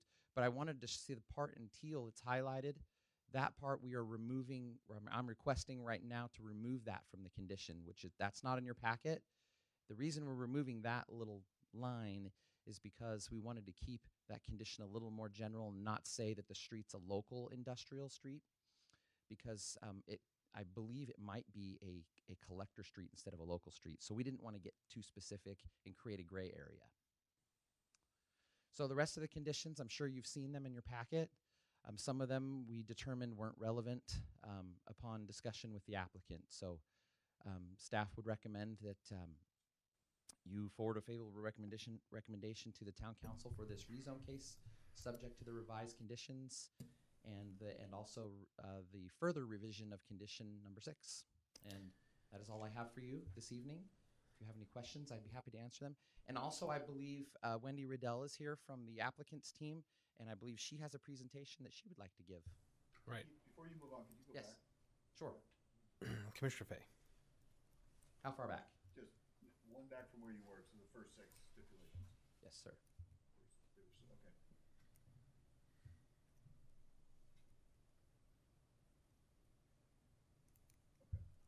Okay. I've got some questions about that, but we'll get to it when we get to it. Okay. Do we have questions for Keith at this point, or we're going to go to the applicant for a presentation? If we're there, I'll ask it now. Well, I mean, we could wait. The intent is to have, it was kind of clear, northbound traffic will be right in, which is, I mean, northbound traffic has to be right in. You can't really avoid that, but you've got some stipulations to put in turn lanes. It seemed implied, but it didn't say, is southbound traffic, is it intended to be right in, right out, or is it no stipulations about southbound traffic? Chair Simon, Commissioner Fay, I'm not exactly sure. I don't know if we have any traffic representation online or in the audience. Okay, let me cut to the chase here. I'm not sure on that. Here's the problem. If you're going to stipulate anything about southbound traffic, you have to be talking about a median. And if you're talking about a median, you're talking about out into Arizona Avenue, which is part of Mesa's right-of-way. Right. So that's complicating lives a lot. And I think it's kind of implied that you're going to be having some right-in, right-outs, but you can't do that just by itself. And your stipulations need to grow a lot if you're going to address that, okay? Sure. Okay, point made. Thank you. Yeah, but I'm on the line if you. Oh, this is Clint, but I don't know if you want me to answer. Sure. Yeah, go ahead, Clint. Now. Okay. So Arizona Ad is controlled by the ADOT, and so ADOT reviewed the traffic study, and those are the stipulations that ADOT put together. But yeah, that southern access is intended to be just a right in, right out. ADOT turned back to Mesa in this area.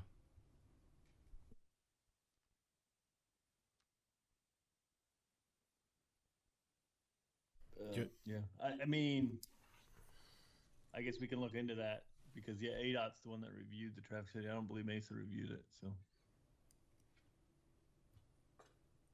okay, I mean, I don't think that's correct, and actually, I might have to recuse myself if that's actually true. But even if it is true, the point actually only gets uglier because if then ADOT has to approve a median, it only gets worse. So yeah, they would have to submit permits to ADOT. Yes, correct.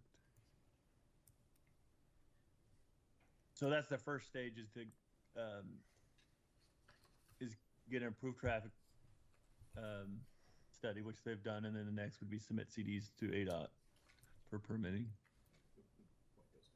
Okay. Any other questions for Keith at this point? Yeah, Commissioner Bianchi. So Keith, I do have a question, and if we need to defer it to the applicant, we can. I'm just coming back to condition 6 on the parking and the condition and what they need to do for a variance. I didn't see a lot discussing the parking, especially pertaining to the zoning in the staff report. Based on the number of units and the garage parking, are they meeting that requirement, or are they thinking that they may need some sort of variance or technical plan to address that? Chair Simon, Commissioner Bianchi. So this stipulation was added. We're not at the design review stage yet. Right. So we do not know how many parking spaces they need, or if they're going to meet their on-street parking requirements, or even we don't even know if they need on-street parking. We placed this condition at the zoning stage because we have some safety concerns with allowing on-street parking, and felt it was appropriate to place it a condition of approval at the zoning stage at this point, so that the town council can weigh in on whether or not to restrict parking, and whether or not they agreed with our safety concerns. So we just wanted the council to be able to weigh in on that. Okay. And Yeah, this is something we wanted to do up front before we got to design review. But at least this condition allows them a path forward to a way to request on-street parking if needed. So Okay. it's not like, sorry, you can't have it. Yeah. But we wanted it to be in the zoning stipulations. Okay. Instead of Yeah, waiting to do understood. it. I know we are considering density tonight, so that's part of the question. But as long as they have some play and they look at the unit counts, that they'll have flexibility there. Okay, thanks. That's to be determined. We don't know that yet. Right. Okay, thanks. Okay. Any other questions for Keith? All right, Wendy, would you like to give a presentation?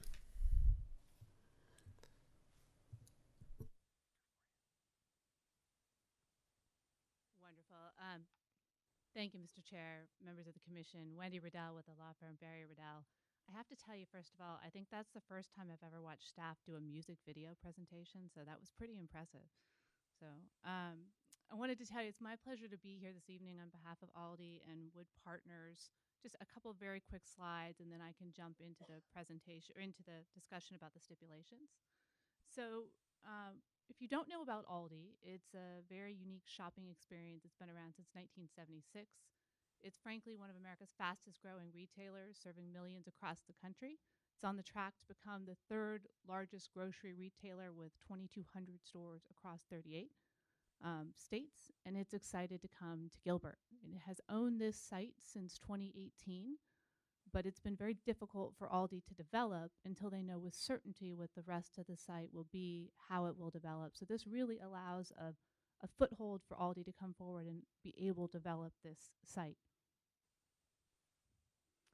So as Keith mentioned, we're here with a general plan amendment and a rezoning. It is a little bit of a shift of the paradigm. I'm used to talking about PADs in Gilbert. Here we're just looking at traditional zoning. So I don't have a shiny site plan. I don't have elevations. It is strictly about the appropriateness of the land use here, the contextual appropriateness of the land use, and not about the site plan. And that's really been our sort of hang up in talking to staff about the stipulations. So again, as Keith mentioned, this was a part of a PAD back since 1983. This site itself has sat as a vacant, used car lot for too many years, and we're excited to see it develop. When you look at this graphic, you can see we are surrounded by some multifamily to the south, to our west. There's commercial to our north that we think will benefit with what we're proposing here, as well as the industrial to our east. So we think, again, the land uses that we're talking about here today, there aren't very many sites that we come forward and say high density, high here in Gilbert is appropriate, but we think certainly this is one of them. Evidence of that would be the fact that throughout our neighborhood outreach, we have not had any concerns that have been raised at all. So again, you see the site location. As you drill in a little bit, you can see the surrounding apartment units that are out there. You can see the shopping center, the industrial, and the appropriateness of the land use that we're proposing. And again, just the general plan designation. Keith has covered this in pretty great detail already. The rezoning as well, you see to the multifamily high. Again, allowing for the Aldi to develop as well as the multifamily. So with that, Mr. Chair, and frankly, Commissioner Bianchi, your questions were kind of raising the back and forth that we've had with staff about these stipulations. There is, you have another bite at the apple. You're going to see me back. We have to come forward with a full detailed site plan, elevations, all of these issues worked out. We appreciate that staff has worked with us on these steps, but we would still respectfully suggest to you that removing stipulations 6 and 7, so the stipulation about on-street parking, the stipulation about driveway locations, that those should actually be removed because, again, I'm not here with a site plan. I don't have the specifics of a proposal, And we've got to come forward under Gilbert's code through that process when the time is right, and we look forward to doing so. So with that, Mr. Chair, members of the commission, I'm happy to answer any other questions that you may have. All right. Thank you for the presentation. Do I have questions for the applicant? No? Yeah, Commissioner Bianchi. So Wendy, do you have an anticipated density as far as dwelling units per acre yet, or are you just looking to stay within the range and you'll work up through site planning and design review? Mr. Chair, Commissioner Bianchi, we'll work out in the range. We'll stay in the range, and we'll be coming forward in that range. Okay. I do have one question. Do you know, ultimately, would the thought be to try to build consecutively or together, so we don't have a Aldi's, we're trying to get that, and then we have a vacant lot that's just going to sit there? Yes, Chair, that's very much the thought. I mean, that's why Aldi is here, have flown out. They're anxious to be able to see this move forward, as is Wood Partners. The market's a weird place these days, but that's very much the goal. Okay. All right. Any other questions? Comments? All right. Thank you very much. Thank you. I don't have any comment cards from community, so unless any have come up last minute, we'll go ahead and close the public hearing. We'll bring it back up to the dais for conversation and or a motion if there is one. I guess, Chairman. Commissioner Bianchi. I guess my one remaining question I don't think was answered was, so, okay, we give them the density, but we're talking about striking conditions 6 and 7, that if we stay on the high end of the density, we could need it. If we're on the lower end of the density, that may not be needed. I'm just curious on the rationale for removing 6 and 7. I don't know if I'm fully. So I guess maybe we need to reopen and go back to Keith. Keith, I don't know if you can talk about that or if we can go back to Wendy, whichever one. But with regards to, and I guess an overarching question to that would be, is it typical that we would put these types of stipulations at this point on zoning, or is that, in essence, a control situation that we're going with from a staff perspective? Chair Simon, members of the commission, it depends. It's typical. It depends on project to project. I've seen projects where we do have specific conditions that address staff concerns that we have early on in the process. And the fact that I think it's really important to give the council the opportunity to weigh in on this. So that's kind of why we have this stipulation in here. We don't want this condition to just simply be removed at Planning Commission during the design review hearing, because we have a lot of concerns about on-street parking, and we have a lot of concerns about how that driveway to the west lines up, and we just don't want a simple mechanism or a way to simply remove it. We want to make sure that there's a technical process required in order to analyze the need or the necessity for on-street parking and the necessity for that driveway to be able to line up to Colorado Street. So we want the town engineer to be able to weigh in on that and to require them to go that extra step. And instead of just the Planning Commission being able to simply remove the conditions. So does that make sense? Partially. To be honest, I mean, I'm obviously I'm a little bit more of a layperson than Commissioner Fay is with regards to traffic situations, but I'm looking at what conceptually has been thrown out, and there is a parking garage element to it.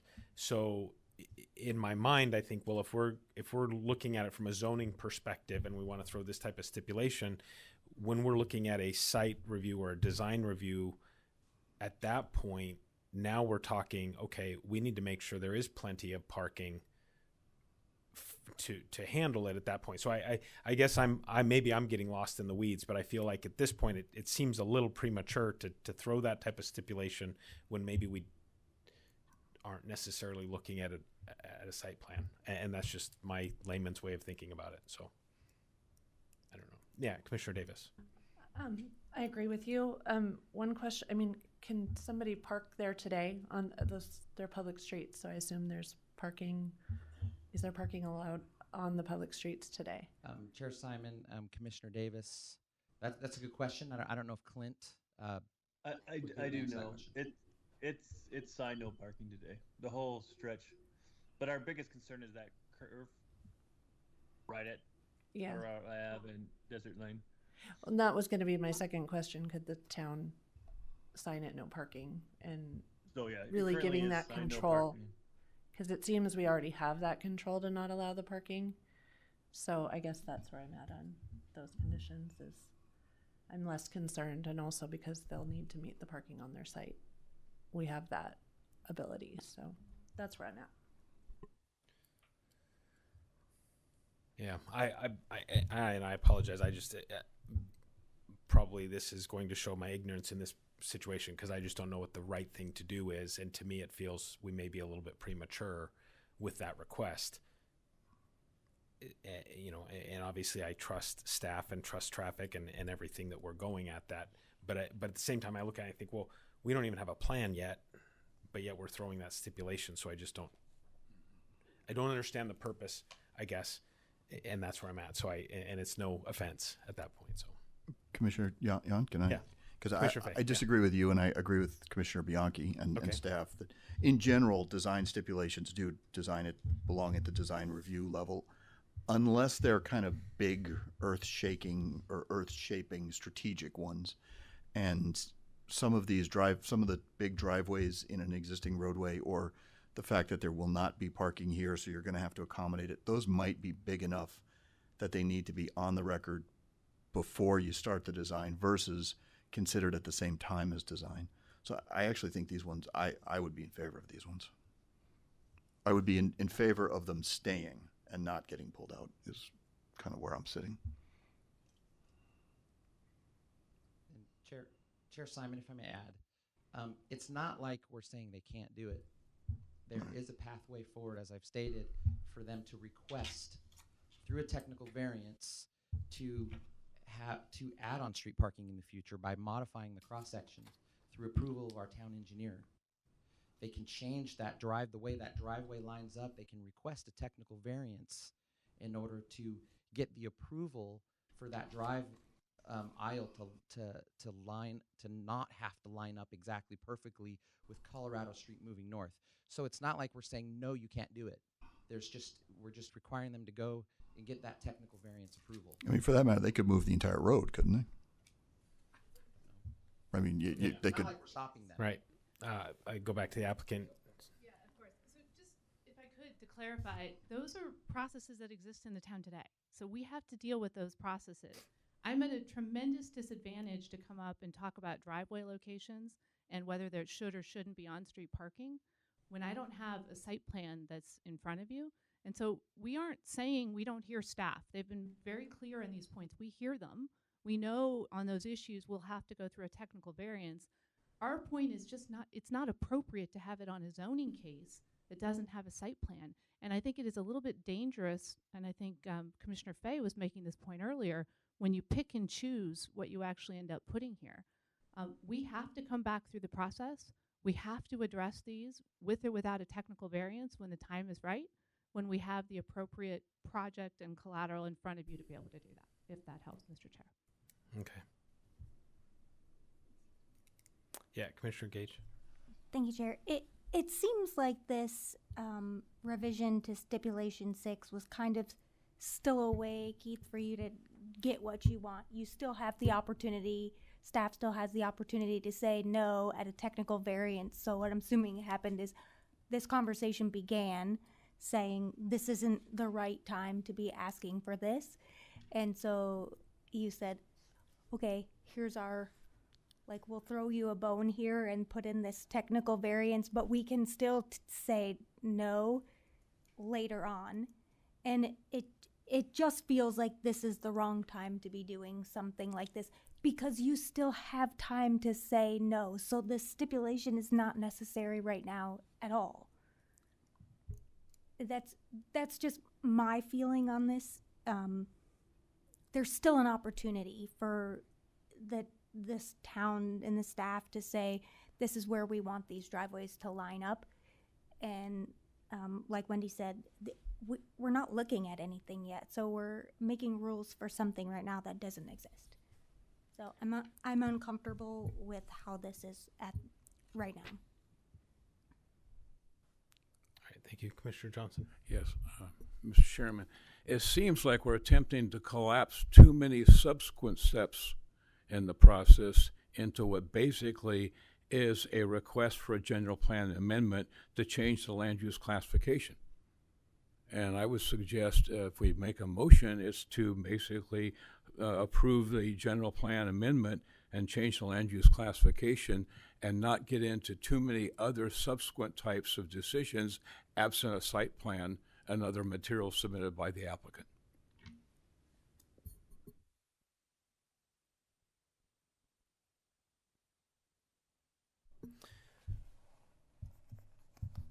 Is there a way to soften it? I'm going to go back to the applicant, Wendy. Is there a way to? I mean, in essence, I mean, striking it obviously is what you want. The town wants it in there. Right. Is there a way to soften it so that we're both getting, and I say we, staff is getting what they're looking for, and you're getting what you're looking for? Mr. Chair, I love the suggestion of a good compromise. I'm game. I think, part of the challenge here again is just the premature nature. I'm just rapidly thinking of what could potentially be done. I mean, I think we can certainly state on the record that we're well aware that we've got to go through the technical variance requirement, and these are both issues that have been raised by staff. So we can make that part of the record. I'm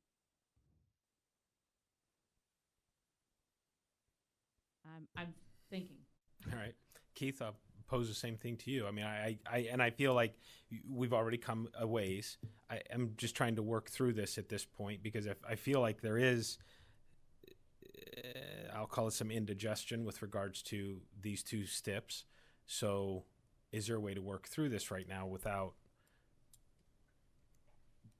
trampling? Chair Simon, members of the commission, staff feels we have softened it. All these changes you see to these two conditions are a way out for them to still apply for what they ultimately could want. Not saying they will want to apply for these things, but we feel it's been softened. And from our perspective, it's not uncommon to add stipulations to a zoning case to address major staff concerns that we feel are big concerns that we want to address early on in the process before getting to design review. Okay.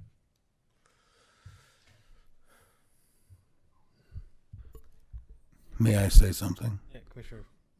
Thank you. Chair. But, yeah, thank you. And this I'm an engineer too, but this may make me sound somewhat stupid, but I don't understand what the use of them is at all. I mean, it sounds like on-street parking along clearly Arizona Ave. We can't, but the other two, it seems like we've added more to make it more complex. And in number 7, the spacing between locations of driveways. I mean, I just feel like all of this is part of what the land development code says. And so I don't get it. And that's why I feel stupid, but I don't want to get in between because I don't see the use of them. And I feel like there's some issue with it because there's this yin and yang between the staff and the developer, and whatever it is that they're arguing about, I don't get it. So Thank you. And I think that's probably where I'm at too, because I don't.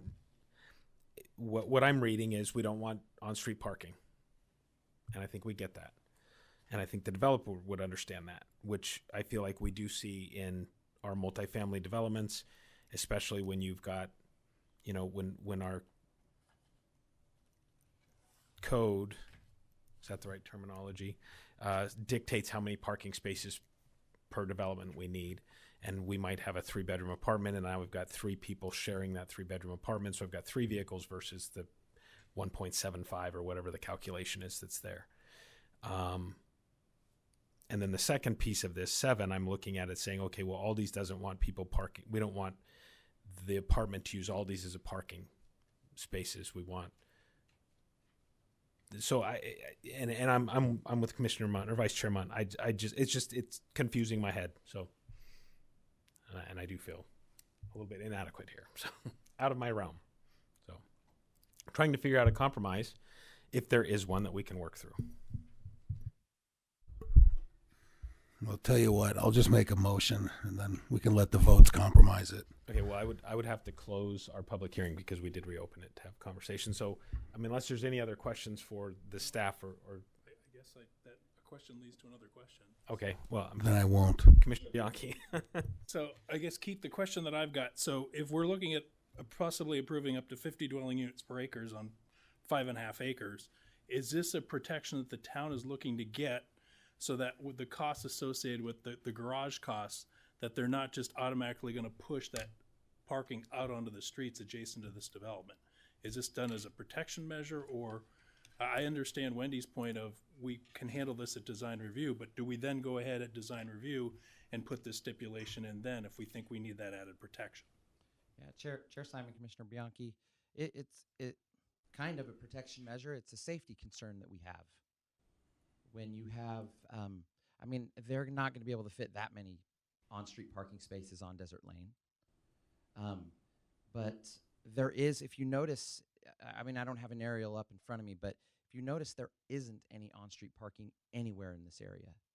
So we feel that adding on-street parking would be out of the norm and would pose a concern for safety for vehicles that are driving along Desert Lane or Colorado Street.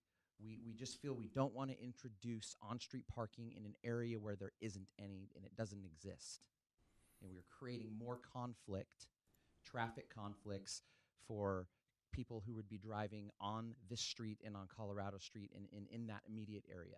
And are these conditions that we can add during a site plan and design review to get that protection at that point? Technically, I would say yes, but sometimes when we have major concerns, we like to add them earlier in the process, and that's basically all this is. Technically, you could add them at a DR stage. Okay, so we can still get that level of protection, just not a general plan and zoning. Sometimes we like to add them early. Yeah, understood. Thank you. Yeah. First of all, it sounds like we're dueling to the death up here. We're really not. I mean, we're very close, and these issues are they're just ones we feel are premature. It's also part of a broader discussion, and it really isn't looking for more parking spaces for the apartments. I feel like we're getting lost down that rabbit hole. But not having enough parking up here for a lot of the commercial retailers has been part of a broader discussion. So we just want a chance at the time of site plan to look at all of that and where it makes sense to potentially consider on-street parking. But again, my real point is it's just premature at the time.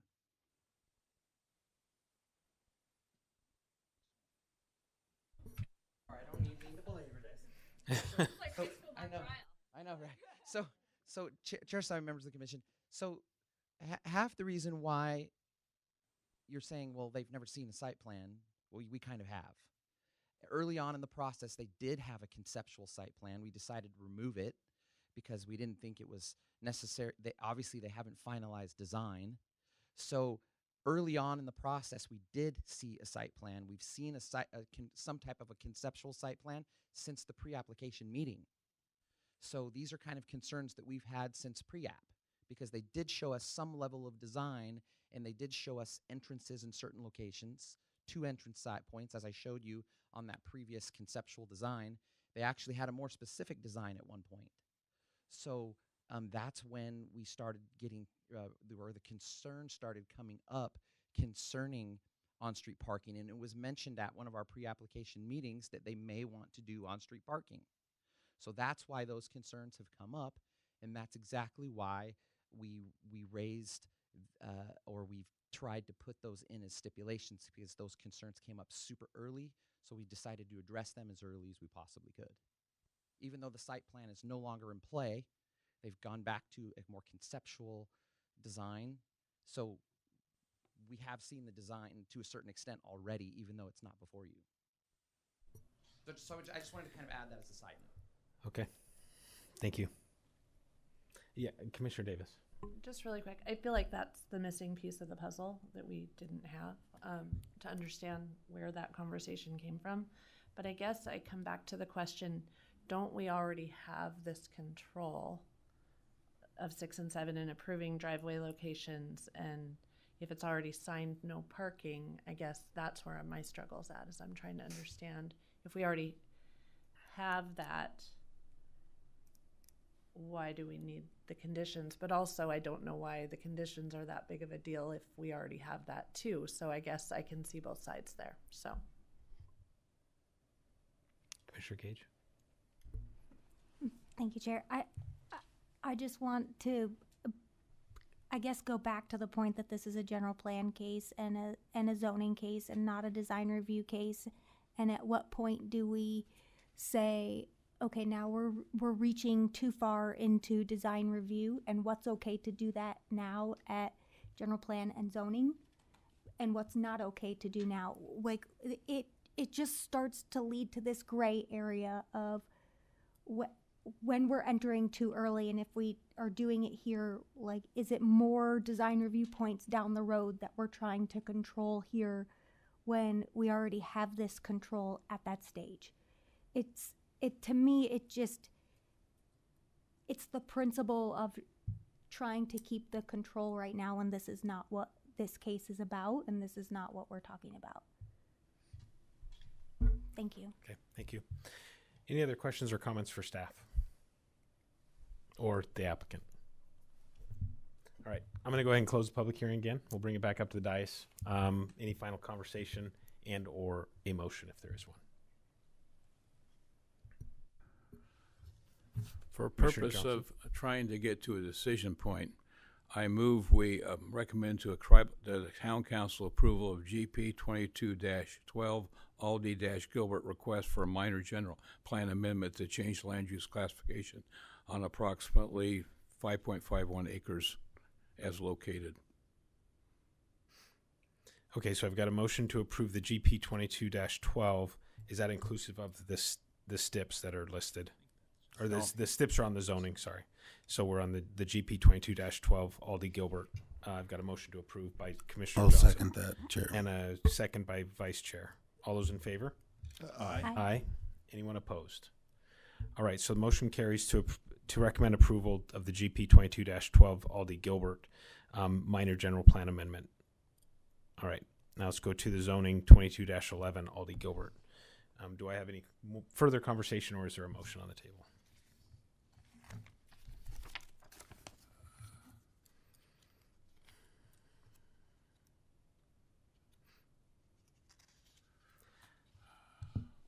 I'm going to go ahead and make a motion just in order to move forward. So I'm going to make a motion to approve recommendation of Z 22-11 Aldi Gilbert, the request to amend ordinance 356, 504, and 601 pertaining to the Fiesta Tech planned area development.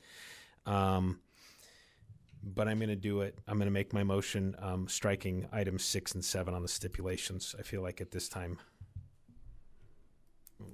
we can address those later. I'll second. So I've got a motion to approve by the chair and a second by Commissioner Gage. All those in favor? Aye. Any opposed? Aye. I've got Commissioner Fay as opposed, and the rest are in favor. So the motion carries. Mr. Chairman, when I made my original motion on the GP 22-12 Aldi Gilbert request, I wasn't including I didn't have the intent to include all the conditions. Maybe I misstated my motion. No, the conditions are on the zoning. The conditions were part and parcel? Yeah, they didn't apply to that. Okay, fine. Yeah, that was just for 15. Yeah, You're fine. good. Thank you. Thank you, Mr. Chairman. All right, thank you. All right, so we're going to move on to administrative items. Administrative items are the commission discussion and action. It is to the discretion of the majority of the commission regarding public input requests on any administrative item. Persons wishing to speak on administrative items should complete a public comment form indicating the item number on which you wish to address. The commission may or may not accept public comment, and I don't see any comment cards. And I've got the Planning Commission minutes, consider approval of the minutes, the special meeting October 20th, 2022, and study session regular meeting of November 2nd, 2022. Can we vote on these separately? I was at one meeting, but not the other. So. Yes. And I was as well. So, so we'll go ahead and take a motion on the special meeting October 20th, 2022. I would make a motion to approve that. Yeah, can I add something to that before that? I would like to correct the location of the minutes that it occurred at the Southeast Regional Library. And on the GP case for the ranch, I want to correct the record because I voted against the continuance. I believe it had it as me in voting in favor of continuance. Okay. Do you have those? All right. So we'll go ahead and I'll accept a motion on the special meeting October 20th with the changes that Commissioner Bianchi had noted. I think my motion stands. I got a motion from Commissioner Fay. Do I have a second? I'll second it. I have a second from Commissioner Bianchi. All those in favor? Aye. Aye. Aye. All right, and then I'll need a motion on the regular meeting minutes for November 2nd, 2022, and I will be abstaining from this because I was not there and Commissioner Fay was not there. So Chair, I have a minor correction on the minutes. on November 2nd? Yes. Okay. On page 28, I'm referred to as a he throughout Oh. the paragraph. We need to correct that, please. All right, so with the recommended correction, the regular meeting minutes of November 2nd, do I have a motion to approve? Yeah, Chairman, I'll make a motion to approve the I'll minutes second for November 2nd, 2022. Changed he to she. Motion by the vice chair. I don't have a I'm second. not mature enough to address this issue. I got a second by Commissioner Johnson. Those in favor? Aye. Aye. And anyone opposed? And then Commissioner Fay and the chair have abstained. So the motion carries. Communications, we don't have an executive session this evening. Report from the chairman, members of the commission. Anybody have anything they'd like to report on? Merry Christmas. Yeah, Merry Christmas, very much so. All right, and Ava. Thank you, Commissioners. I would just like to remind everybody that our next meeting will be in Municipal Building 1. We will be christening the new chambers, will be the first meeting in there.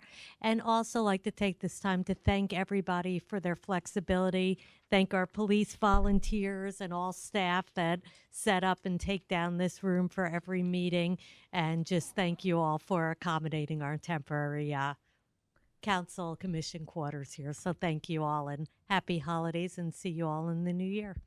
All right, thank you very much. And with that, I'll go ahead and adjourn the meeting. Have a Merry Christmas, everybody. Well done.